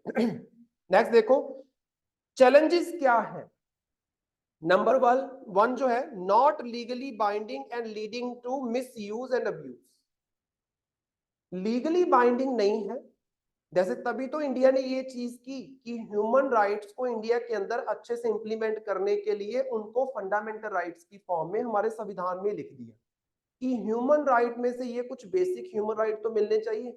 ऐसा नहीं है कि अगर कोई बंदा है उसको ह्यूमन राइट नहीं दिए जाते हैं किसी कंट्री के द्वारा तो उस कंट्री के ऊपर यूएन एक्शन लेगा, ऐसा नहीं है। लीगली बाइंडिंग नहीं है आपकी universal Declaration on Human rights, इस चीज को याद रखना है। क्वेश्चन में लिखा जाता है इट इज लीगली बाइंडिंग। ये प्रीलिम के क्वेश्चन ऐसे बनते हैं, it is legally binding but it is not. देखने को लगेगा कि हो लीगली बाइंडिंग तो होना चाहिए, जैसे fundamental rights are legal binding, fundamental rights are justiciable, but these are not. तो ये आपको पता होना चाहिए, क्लियर होना चाहिए। यहीं पे तो अटकता है बंदा, और क्या, अदरवाइज तो एमसीक्यू सॉल्व हो ही जाए। ये छोटी छोटी चीजों में अटक जाते हो आप। ऐसा नहीं होता कि जिस बंदे से एमसीक्यू सॉल्व नहीं हो रही है, जिसने 1 साल की तैयारी की है, उसका पेपर क्लियर नहीं हुआ तो ये उस बंदे ने कुछ पढ़ा नहीं होगा, ऐसा नहीं होता है। ये छोटी छोटी चीजें जो होती है ना, ये कहीं ना कहीं स्किप आउट हो जाती है, और कुछ नहीं होता। ऐसा नहीं कि बंदा मेहनत नहीं करता, मेहनत करता है, लेकिन ये छोटी छोटी चीजें आप भूल जाते हैं और यही आप कंफ्यूज करती हैं। नेक्स्ट देखो इंडियाज कॉन्ट्रीब्यूशन। इंडिया का क्या कॉन्ट्रीब्यूशन रहा ह्यूमन राइट्स यूनिवर्सल डिक्लेरेशन में? तो यहाँ पे देखो ऊपर कुछ चैलेंजेस दिए गए हैं, आपको पता है। इजराइल हमास का मैंने आपको बताया था, इजराइल और ये जो वेस्ट बैंक का भी रिसेंटली हमें, not West Bank, Gaza strip का जो रिसेंटली हमें डिस्प्यूट देखने को मिला है ना, Palestinian Hamas group and Israel के बीच में। दूसरा आपके पास रशिया यूक्रेन की वॉर आपने सुना है। इंटरनल कॉन्फ्लिक्ट म्यांमार के एंड सूडान के आपने सुने हैं। और मैंने करंट अफेयर्स में आपको कई बार बताया भी है कि इंडिया के द्वारा कुछ मिशंस भी लॉन्च किए गए थे, म्यांमार से इंडियंस को निकालने के लिए, सूडान से इंडियंस को वापस इंडिया लेके आने के लिए। ये सारा इंपॉर्टेंट है, रिलेट किया करो चीजों को। नेक्स्ट देखो, इंडियाज कॉन्ट्रीब्यूशन, क्या कॉन्ट्रीब्यूशन है? Number 1, at various stages of drafting India was represented by Hansa Mehta, MR. Masani and Lakshmi Menon, who made the series of substantive contribution to the numerous articles that made up UN UDHR। तो यहाँ पे हमारे 3 major personalities हैं, एक तो हंसा मेहता है, MR. Masani है, लक्ष्मी मेनन है। नीचे ना जो हंसा मेहता है ये बड़ी इंपॉर्टेंट है। हंसा मेहता के द्वारा क्या बोला गया? ये बोलती है all men are born free and equal की बजाय क्या होना चाहिए?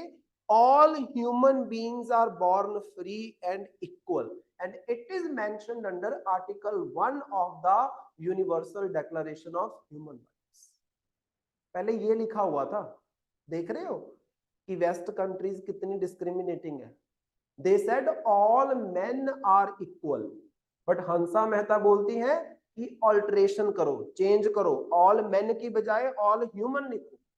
ऑल मेन का क्या मतलब हुआ? मतलब जो फीमेल है, जो वुमेन है, वो इक्वल नहीं है, इसका मतलब तो यही हुआ ना। ये सारी डिस्क्रिमिनेशन जो है, एक चीज हमेशा याद रखना, ये जो सारी डिस्क्रिमिनेशन है सेक्स के बेसिस के ऊपर, ये हमारे इंडिया ने स्टार्ट नहीं की है। सबसे ज्यादा ये डिस्क्रिमिनेशन वेस्टर्न कंट्रीज में आपको मिलेंगी, जो आपको मोस्ट एडवांस कंट्रीज लगती है। हमारे देश में जब वोटिंग का अधिकार दिया गया, सबको एक साथ अधिकार दिया गया। हमारी फ्रीडम स्ट्रगल में वुमेन का भी उतना ही कंट्रीब्यूशन था, लेकिन वेस्ट में ऐसा नहीं है। वेस्ट में वोटिंग के अधिकार फीमेल्स को बहुत बाद जाके मिले। समझ रहे हो ये चीज? कभी देखना, ये अगर एंटरटेनमेंट के लिए कोई सीरीज देखते हो तो ये देखना, कोई पुरानी ब्रिटिश सीरीज देखना, आपको समझ आएगा। उसमें फीमेल्स के ऊपर इतनी ज्यादा रिस्ट्रिक्शंस है, आप बोल सकते हो इतनी ज्यादा रिस्ट्रिक्शंस है कि इंडिया में कभी वो नहीं रहा है। आप कभी भी वेस्ट में जाओ, उनकी डाइटीज को देखना, उनके भगवानों को देखना, सारे मेल भगवान, फीमेल भगवान है ही नहीं। हमारे यहाँ पे डोमिनेट करती हैं फीमेल गॉडेसेस। समझ रहे हो इस चीज को? अर्थ गॉडेस, फीमेल गॉडेस। समझ रहे हो? जो मॉर्निंग होती है, सुबह जो होती है आपकी, और जो शाम होती है, those goddesses are female goddess. समझ रहे हो ये चीज? तो मतलब हमारे देश में रेन जो है आपकी, कौन करवाता है? इंद्र भगवान करवाता है, लेकिन ये जो रेन है that is female goddess. Ganga है हमारे पास, सरस्वती है जो बेसिक पानी आपको प्रोवाइड करती है, इंडस, जहलुम, चेनाब, रावी, ब्यास, ये सब फीमेल गॉडेसेस है, मेल गॉडेसेस नहीं है। ये नदियां हैं, आप बोल सकते हो, झरने नहीं है। समझे? नेक्स्ट देखो, नेक्स्ट हमारे पास है glacier melting and it's impact. Next जो हमारे पास करंट अफेयर है, तो इसमें देखो, ये हमने पहले भी कई बार डिस्कस किया है कि जो ग्लेशियर्स हैं ये मेल्ट हो रहे हैं। क्यों? कारण क्या है? बेसिक कारण climate change, green house effect. Green house effect मतलब हमारी अर्थ के अराउंड इतनी सारी ग्रीन हाउस गैसेस हो गई हैं कि वो अर्थ के ऊपर पहुंच रही सनलाइट को यहीं पे ट्रैप कर देती है। और सनलाइट लंबे समय के लिए अगर अर्थ के एटमॉस्फेयर में रहेगी तो क्या करेगी? हीट जनरेट करेगी और टेम्परेचर आपका इंक्रीज हो जाएगा। अब जब टेम्परेचर इंक्रीज होगा तो बर्फ पिघलेगी या नहीं? ऑटोमेटिकली ये सारे ग्लेशियर्स भी पिघलेंगे। खास तौर पे आपको अर्थ के ऊपर ग्लेशियर्स कहां पे देखने को मिलते हैं? ग्लेशियर्स कहां पे देखने को मिलेंगे? नहीं, वैसे अर्थ के ऊपर ना बेटा। एक तो आपके पास आर्कटिक ओशन है, एक आपके पास नीचे की तरफ एंटार्कटिक है। अच्छा, third pole of the world किसको बोला जाता है? थर्ड पोल, ये तो एक पोल हो गया, नॉर्थ पोल। नहीं नहीं नहीं, थर्ड पोल बेटा, ये नॉर्थ पोल हो गया, ये साउथ पोल हो गया, दोनों बर्फ से ढके हुए हैं। थर्ड पोल जिसको बोला जा रहा है उसको इस वजह से बोला जा रहा है क्योंकि वहां पे बर्फ बहुत है। तो मैंने भी बताया, दैट इज हिमालयाज। थर्ड पोल किसको बोला जाता है? हिमालयाज को, हमारे जो हिमालयज है नॉर्थ में। तो ये तीन मेजर रीजन्स हैं जहां पे ग्लेशियर्स प्रेजेंट है, आर्कटिक ओशन, एंटार्कटिक कॉन्टिनेंट और हिमालयस। और तीनों ही जगहों पे हमें क्या देखने को मिल रहा है? ग्लेशियर्स जो प्रेजेंट थे, ग्लेशियर्स मतलब जो बर्फ जमी हुई है, कई मीटर्स तक आप बोल सकते हो नीचे तक जमी हुई है, उसको हम बोलते हैं ग्लेशियर। और ये ग्लेशियर टेम्परेचर बढ़ने की वजह से पिघल रहे हैं। रिसेंटली मैंने आपको उस दिन पढ़ाया था कि सिक्किम में ग्लेशियर लेक आउटबस्ट फ्लड आपको देखने को मिला, याद है? देन केदारनाथ के अंदर आपको फ्लड देखने को मिला था। समझ रहे हो ये सारी चीजें? ये सब क्यों हो रहा है? टेम्परेचर बढ़ने की वजह से। एक और आपको मैंने पढ़ाया था, हिमाचल वालों को अगर याद हो, कि हिमाचल में रिसेंट ईयर्स में बर्फ कम पड़ रही है और बारिश ज्यादा हो रही है। कारण increase in the atmospheric temperature, climate change की वजह से, राइट? तो वही चीज हम यहाँ पे डिस्कस कर रहे हैं। तो देखो इसमें सबसे पहले की फाइंडिंग्स क्या है। तो वर्ल्ड मेट्रोलॉजिकल ऑर्गेनाइजेशन, यूएन की स्पेशलाइज्ड बॉडी है ये। स्पेशलाइज्ड बॉडी का मतलब होता है कि यूएन का एक ऐसा ऑर्गेनाइजेशन जो किसी खास मकसद के लिए काम करेगा। अब इसका नाम क्या है? World Meteorological Organization. तो ये किसके ऊपर काम करेगा? मेट्रोलॉजी के ऊपर। मेट्रोलॉजी मतलब जो क्लाइमेट चेंज है, जो वेदर कंडीशंस है, इसके बारे में हमें बताएगा। तो इनके द्वारा रिपोर्ट दी गई है द ग्लोबल क्लाइमेट 2011 से 2020, मतलब एक डेकेड के ऊपर रिपोर्ट इन्होंने पब्लिश की, that reveals a concerning trend of glacier thinning with average reduction of about 1 metre per year from 2011 to 2020। उन्होंने बोला है कि जो ग्लेशियर्स, जैसे फॉर एग्जांपल ये देख लो कि मान लो ये आपका लैंड मास है, इसके ऊपर इतना ग्लेशियर जमा हुआ था, इतना ग्लेशियर जमा हुआ था, मान लो 100 मीटर तक नीचे तक आपकी बर्फ जमी हुई है।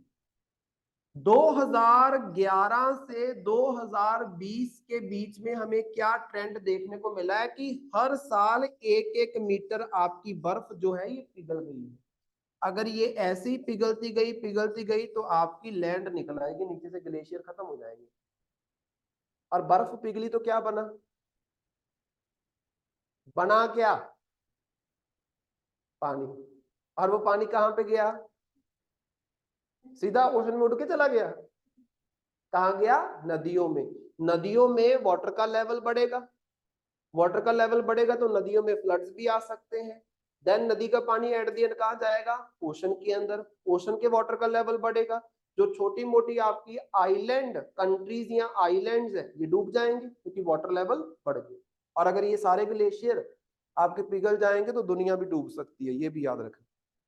नेक्स्ट देखो की फाइंडिंग्स क्या है। टेम्परेचर ट्रेंड्स, तो टेम्परेचर बढ़ता जा रहा है। तो यहाँ पे देखो atmospheric concentration of major greenhouse gases continue to rise, especially CO2 reaching over 413 ppm parts per million in 2020 primarily due to fossil fuel combustion and land use changes। Land use changes क्या होगा? Fossil fuel combustion तो I hope आप समझ रहे होंगे क्या चीज है। लैंड यूज चेंजेस क्या चीज है?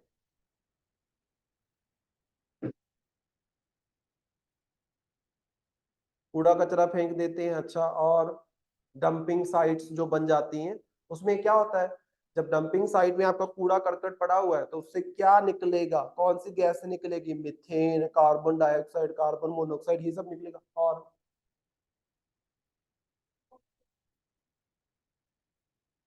अच्छा वो तो जाएगा। लैंड यूज चेंजेस में कोई और एग्जांपल? जंगलों को काट रहे हो आप, उसको एग्रीकल्चर पर्पस के लिए डिफॉरेस्टेशन आप कर रहे हो, उससे क्या होगा? जंगल क्या करते हैं, प्लांट्स क्या करते हैं? कार्बन डाइऑक्साइड को इस्तेमाल करके अपना फूड बनाते हैं और ऑक्सीजन को छोड़ते हैं, जिसको हम क्या बोलते हैं? इस प्रोसेस को नाम क्या दिया जाता है? फोटोसिंथेसिस। क्या बोला जाता है? फोटोसिंथेसिस। फोटोसिंथेसिस क्या बोला इसने? हाँ तो सही है। फोटोसिंथेसिस के प्रोसेस के तहत क्या है, जो प्लांट है वो कार्बन डाइऑक्साइड एंड सनलाइट का इस्तेमाल करते हुए अपना फूड बनाएंगे, और जो आपका एमिशन होगा वो क्या होगा? ऑक्सीजन का। समझ रहे हो ये चीज? नेक्स्ट देखो, record high temperature contribute to extreme weather events posing risk to ecosystems, agriculture and human population. Recent Himachal Pradesh के फ्लड्स, कारण क्या है? बेसिक कारण क्लाइमेट चेंज। पहले तो ऐसे इतने ज्यादा फ्लड्स नहीं आया करते थे, इतनी ज्यादा कैलेमिटीज आपको देखने को नहीं मिलती थी, इतने ज्यादा क्रॉप फेलियर्स आपको नहीं देखने को मिलते थे कि इस बार वेदर कंडीशंस सही नहीं तो क्रॉप आपका फेल हो गया। ये सब वेदर कंडीशंस क्यों डगमगा रही हैं? Due to the climate change. और क्लाइमेट कैसे चेंज होता है? टेम्परेचर खास तौर पे जब बढ़ता है, और वो क्यों बढ़ता है? जब ग्रीन हाउस गैसेस का एमिशन जो है आपके एटमॉस्फेयर में बहुत ज्यादा बढ़ जाता है। नेक्स्ट देखो, ओशनिक चेंजेस। ओशंस में बहुत चेंजेस दिख रहे हैं। Accelerated ocean warming and acidification with 90% of total accumulated heat stored in the ocean highlight the vulnerability of marine ecosystem necessitating conservation efforts। अच्छा, क्लाइमेट चेंज हो रहा है तो इसके लिए ओशन वार्मिंग हो रही है, इसकी वजह से। ओशन वार्मिंग क्यों होती है? लैंड वार्मिंग क्यों नहीं हो जाती?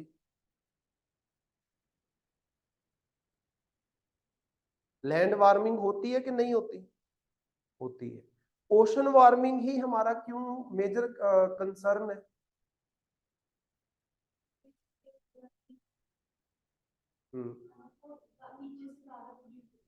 ओशन में हीट प्रोड्यूस होती है, तो ओशन के अंदर जो गैसेस रिलीज होती है वो हीट प्रोड्यूस करती हैं। अच्छा चलो, वो थोड़ा बहुत तो नेचुरल प्रोसेस तो होता ही होता है, लेकिन वो ओशन वार्मिंग नहीं ना बोलेंगे उसको हम। क्लाइमेट चेंज की वजह से ओशन वार्मिंग कैसे होगी?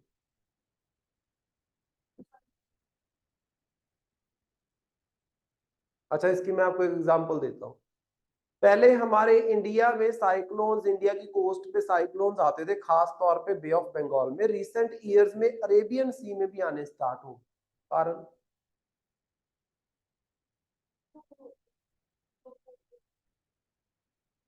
इसका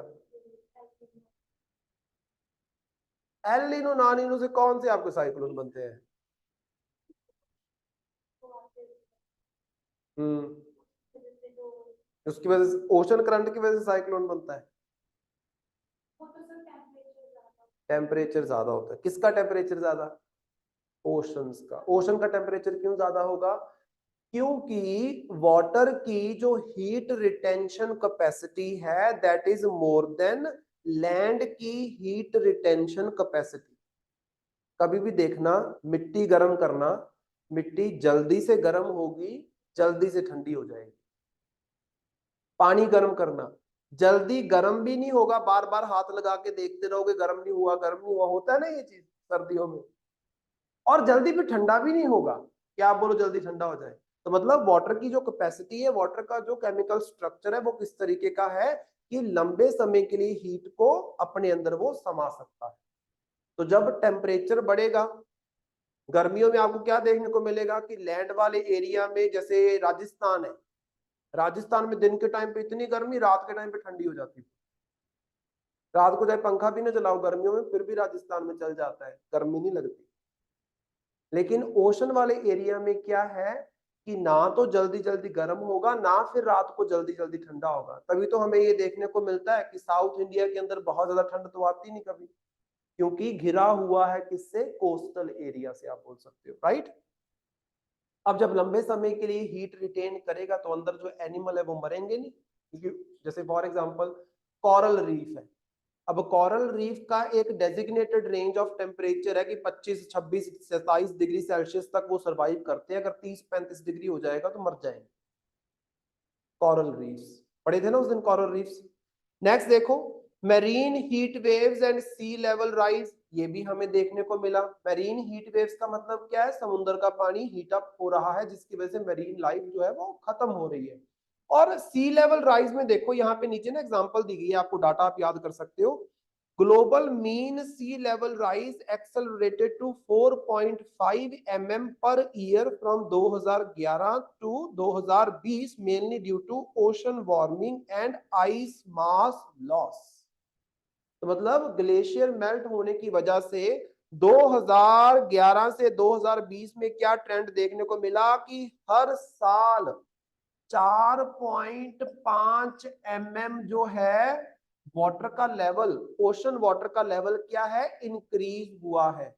और हर साल आपके पास 1 मीटर ग्लेशियर जो है वो पिघले हैं। डाटा याद रहेगा। जब आपके पास क्लाइमेट चेंज की बात आएगी, क्लाइमेट चेंज के ऊपर क्वेश्चन आएगा, आप एग्जांपल दो।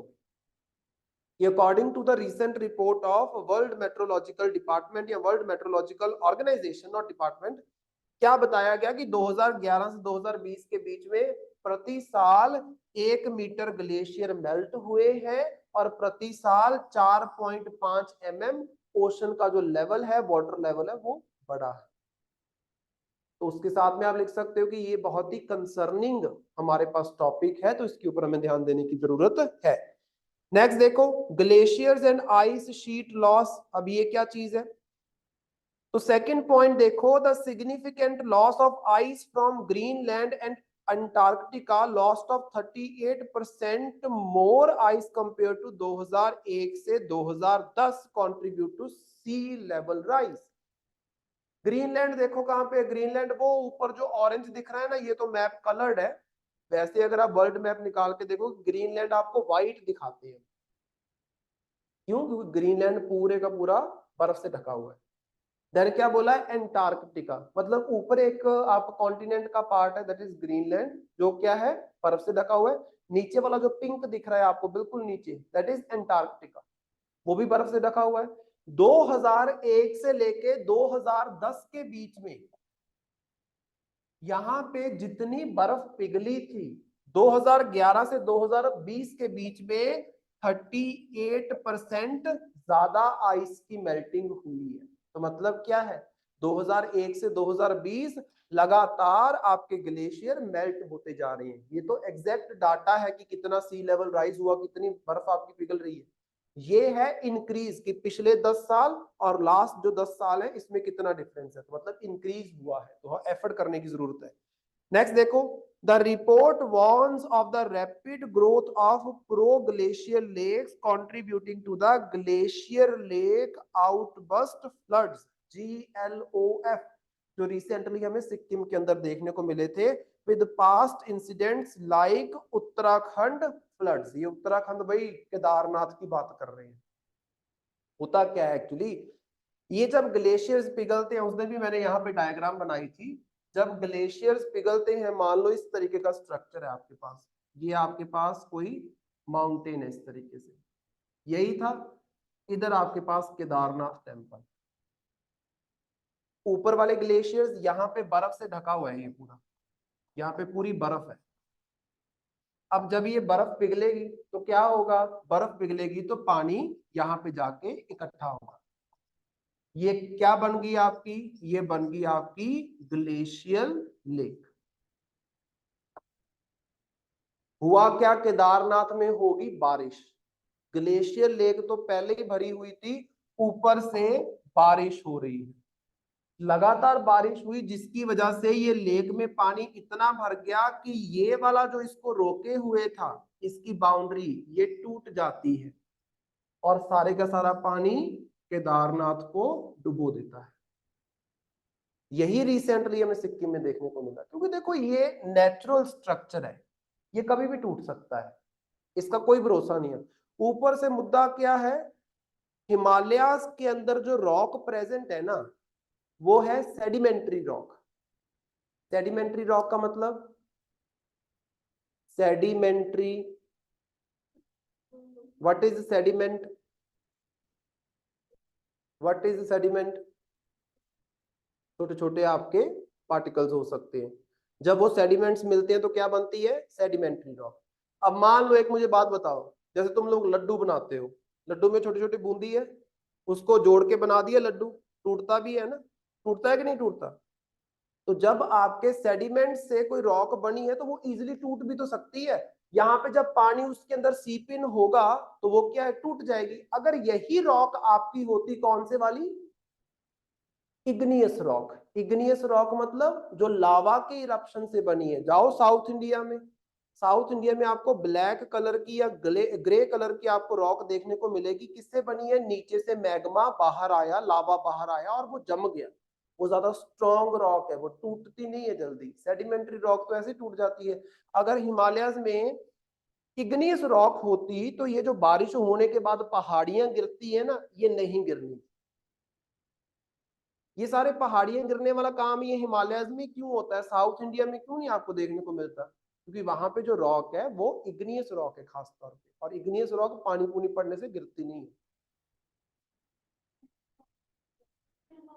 चक्कर तो वही है ना बेटा, इग्नियस रॉक जो है वो क्या है, एक बड़ा आप बोल सकते हो, जैसे फॉर एग्जांपल कि दो चीजें हैं आपके पास। एक तो मैं क्या करूं, मान लो क्या एग्जांपल दूं मैं आपको। एक तो मैंने पानी लिया और पानी को एक बाउल के अंदर डाला और जमने के लिए मैंने रख दिया। वो एक पूरा आपके पास स्ट्रॉन्ग स्ट्रक्चर बन जाता है, एक स्ट्रॉन्ग स्ट्रक्चर बन गया, पूरा जुड़ा हुआ है।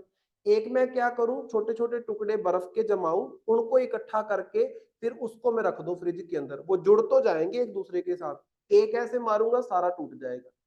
और जो एक साथ पानी डाला था उससे जो जम के बना था वो टूटेगा ऐसे मारने से, हाथ टूटेगा मेरा, वो नहीं टूटेगा। क्या बर्फ टूटती है हाथ से, नहीं टूटती। तो जब लिक्विड जमता है और सॉलिड बनता है तो वो क्या हो जाता है, ज्यादा अच्छा बॉन्ड बनता है, टूटता नहीं जल्दी। जब उसको मैं तोड़ दूंगा तो वो सेडिमेंट्स का जो बॉन्ड होता है वो वीक बॉन्ड होता है, इजीली टूट जाएगा आपको।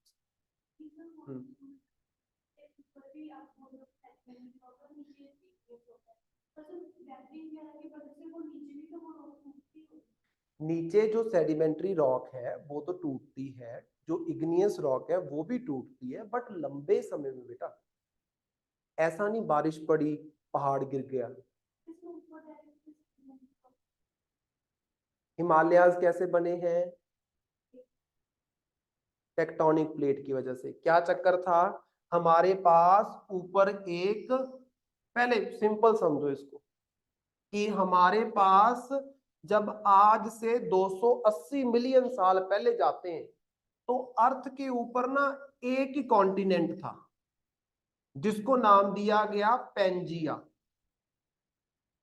अब पूरा लैंड मास, कॉन्टिनेंट मतलब लैंड मास, एक ही लैंड मास है, 7 कॉन्टिनेंट नहीं है या 8 कॉन्टिनेंट नहीं है। तो समुद्र भी आपके पास एक ही बचा जिसको बोला पेंथलेशिया। सबसे पहले क्या हुआ, अर्थ के अंदर जो टेक्टोनिक प्लेट है वो मूव करना स्टार्ट की तो ये पेंजिया 2 भागों में डिवाइड हो गया। ऊपर बन गया लॉरेशिया, नीचे बन गया गोंडवाना लैंड। बीच में पानी फिलअप हो जाएगा, ये पानी क्या है, टेथीज सी। अब इस वाले ओशन के अंदर जो बीच में आपके पास सी बना है, लॉरेशिया से एंड गोंडवाना लैंड से बहुत सारी नदियां यहाँ पे ड्रेन आउट होंगी। ड्रेन आउट होंगी तो नदियां अपने साथ क्या लेके जाती हैं, सेडिमेंट्स। वो सारे सेडिमेंट्स कहां जाके डिपॉजिट कर दिए, टेथीज सी में। अब होता क्या है, जो आपका गोंडवाना लैंड है एंड जो लॉरेशिया है ये फर्दर टूटता है। गोंडवाना लैंड से हमारे पास निकल जाता है साउथ अमेरिका एंड खास तौर पे आपका अफ्रीका। देन अफ्रीका का नीचे वाला पोर्शन निकलता है और वो यहां चला जाता है, बन जाता है एंटार्क्टिका। देन इसी अफ्रीका से आपका इंडिया निकला और ऊपर की तरफ मूव करना स्टार्ट करता है, और इसी अफ्रीका से आपका ऑस्ट्रेलिया निकला और नीचे की तरफ मूव करना स्टार्ट करता है। लॉरेशिया जो था वो डिवाइड हो जाता है north America, Europe and Asia में। ऊपर यही 3 कॉन्टिनेंट है। इंडिया अफ्रीका से टूट के एशिया के साथ जाके मिला। जब इंडियन प्लेट ऊपर जाके कनेक्ट होगी तो होगा क्या, ये ऐसी चीज है, एक ये प्लेट है, एक ये प्लेट है, बीच में समुद्र है। अब ये प्लेट इस तरफ को मूव कर रही है, मूव कर रही है, नीचे जो सेडिमेंट समुद्र के पड़े हुए थे वो क्या है, उभर जाएंगे ऊपर की तरफ, पानी सारा इधर उधर निकल जाएगा, वो सेडिमेंट्स उभर गए और क्या बन गया, Indian plate and Asian plate के बीच में एक उभरा हुआ पोर्शन जिसको हम बोलते हैं हिमालय। इसके ऊपर वीडियो भी मैंने शेयर की थी इंस्टाग्राम पे, एक ऐसे जाती हुई प्लेट और हिमालयस बनते हुए, उसको देखना। तो यहां पे इस तरीके से बनी है, ठीक है, due to the deposits of Tethys sea, simple. Next देखो, आर्कटिक सी आइस डिक्लाइन की अगर हम बात करते हैं, ongoing Arctic sea ice decline that is 30% below 1981 से लेके 2010 average underscores the vulnerability of polar region to climate change and its cascading effects globally. तो यहाँ पे अगर हम बात करते हैं, जो आपकी आर्कटिक की सी आइस है वो ना कम होती जा रही है। पहले आर्कटिक ओशन में पानी जमा हुआ था, अब क्या है, अगर हम 1981 से 2010 के बीच में देखते हैं तो अप्रोक्सीमेटली 30% आप बोल सकते हो जो आइस है वो कम हो गई है। पहले ऊपर वाले ओशन का, आर्कटिक ओशन का पानी जमा हुआ था, अब वो जमा हुआ पानी आइस की फॉर्म में जो था वो क्या है, पिघल रहा है, राइट। तो ये चीज आपने ध्यान में रखनी है। नेक्स्ट देखो, अब इसके इंपैक्ट क्या होंगे, तो impact of Arctic and Antarctic ice melting, क्या इंपैक्ट हो सकते हैं। Number one, impact on climate. Number one देखो, राइज इन सी लेवल से क्या होगा आपका, threatens coastal communities. IPCC project, IPCC मतलब international panel on climate change, ये भी एक बॉडी है, project significant sea level rise. तो अगर देखो समुद्र का पानी बढ़ेगा तो ये जो छोटे छोटे एरियाज हैं आपके, छोटे छोटे कॉन्टिनेंट आपके, आइलैंड्स दिख रहे हैं आपको, मेडागास्कर हो गया, अच्छा मेडागास्कर तो फिर भी ठीक ठाक है, मालदीव्स हो गया, मालदीव तो सबसे पहले डूबेगा, समझ रहे हो। और हमारा भी जो ग्रेट निकोबार है वो डूबा तो हुआ है। ग्रेट निकोबार पे एक एंड पॉइंट है आपका, दैट इज इंदिरा पॉइंट, जो सदर्न मोस्ट पॉइंट है, वो कहाँ समुद्र के बाहर दिखता है, समुद्र के नीचे डूब गया। क्यों, आपकी सुनामी की वजह से और आपका जो ओशन लेवल है वो राइज होने की वजह से, right. Next, albedo effect reduction. अच्छा एल्बिडो क्या चीज है, मैंने एक दिन पहले बताया था, व्हाट इज एल्बिडो। ये बोल रहे हैं कि एल्बिडो जो है ना ये कम हो रहा है, इसके ऊपर ना क्वेश्चन पूछा गया है आपके प्रीलिम के अंदर। अलग अलग बॉडीज का डिफरेंट एल्बिडो होता है। अगर आपका ये बेंच है, ये चेयर है, मेरे कपड़े हैं, या फिर आपका वाटर है, या आपका मिरर है, हर एक का डिफरेंट एल्बिडो होता है। व्हाट इज एल्बिडो, सिंपल भाषा में बताओ। हाँ।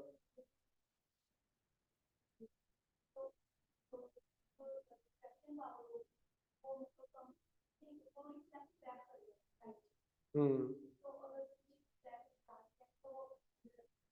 हम्म।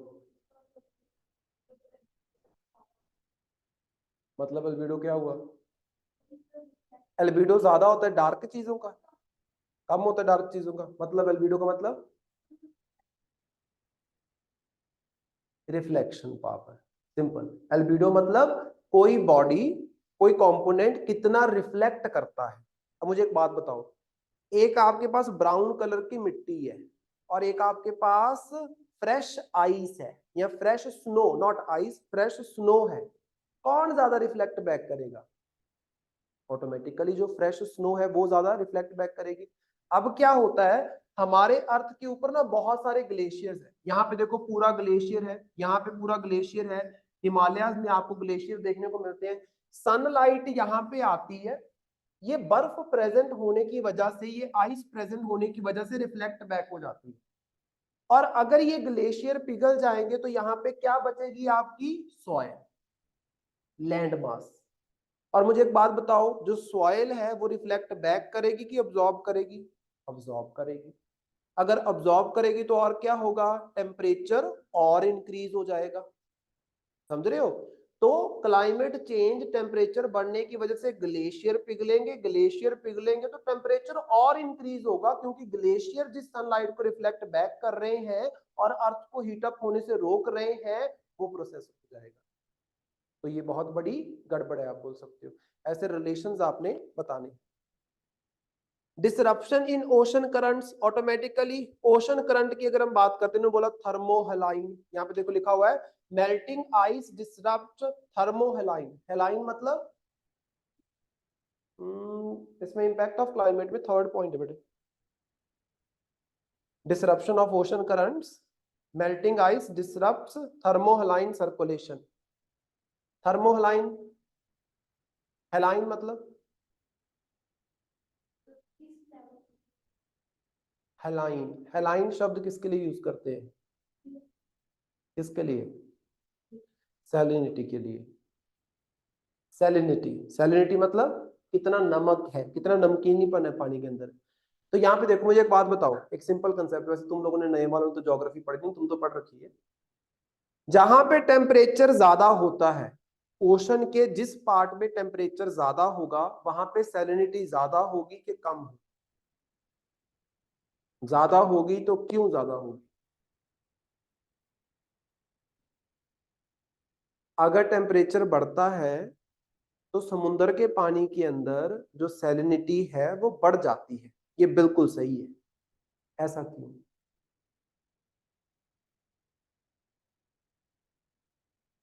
सोचो, ऐसा क्यों?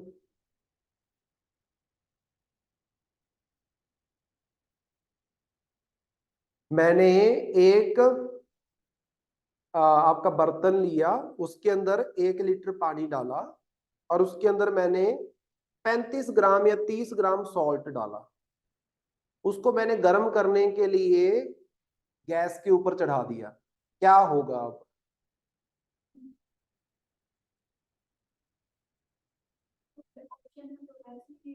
बेवकूफो, मिक्स तो वो बिना गर्म किए भी हो जाएगा।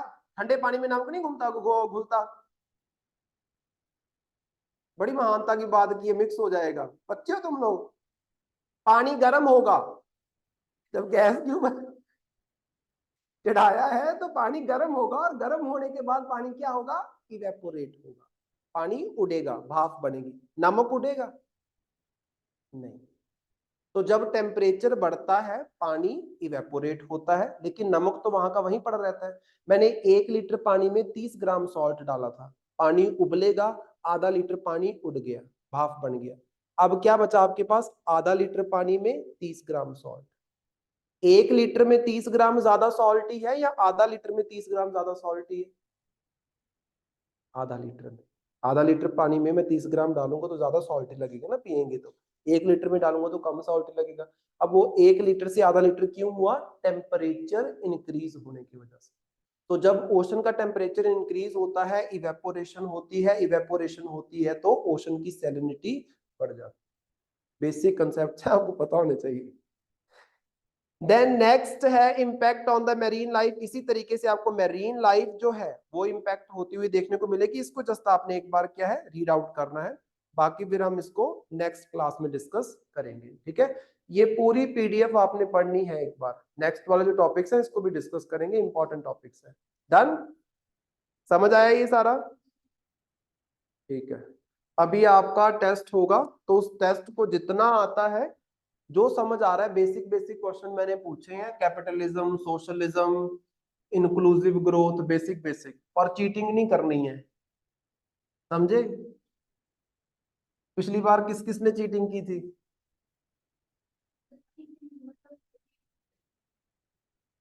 कहां से रीड करके? गूगल से?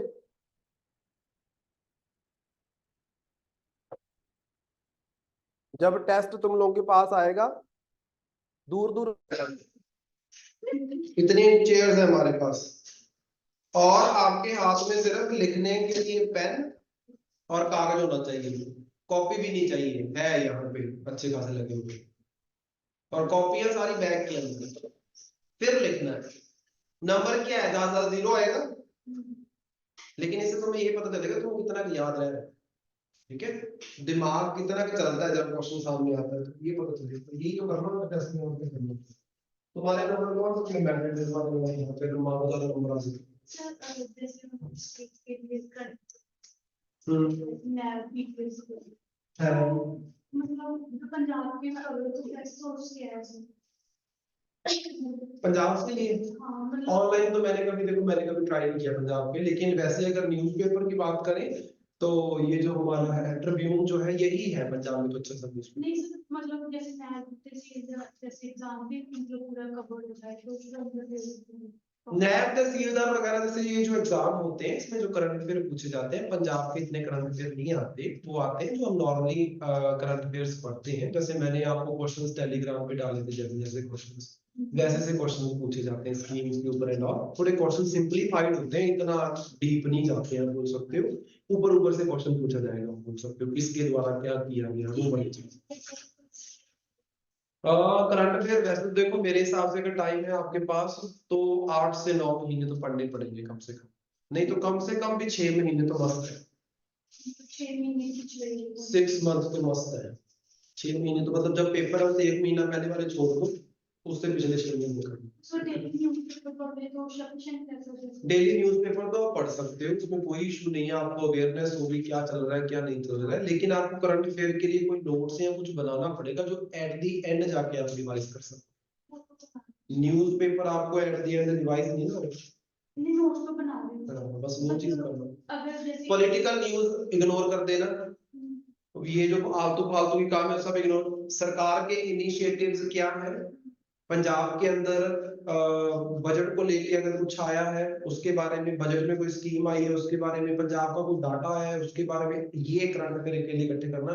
भगवंत मान क्या बोल रहा है, दूसरे क्या बोल रहे हैं, ये सब कुछ नहीं करना। ठीक है, पीआई भी होता है तो पीआईबी जो होता है वो तो आपके सेंटर के करंट अफेयर, वो सेंटर का एक तरीके से आप बोल सकते हो कि एक बॉडी है, वो आपको क्या बताता है कि सेंटर सरकार क्या क्या इनिशिएटिव्स ले रही है, मतलब सेंटर सरकार की एक ऑफिशियल आप बोल सकते हो न्यूज हैंडल है, आप ये बोल सकते हो उसको।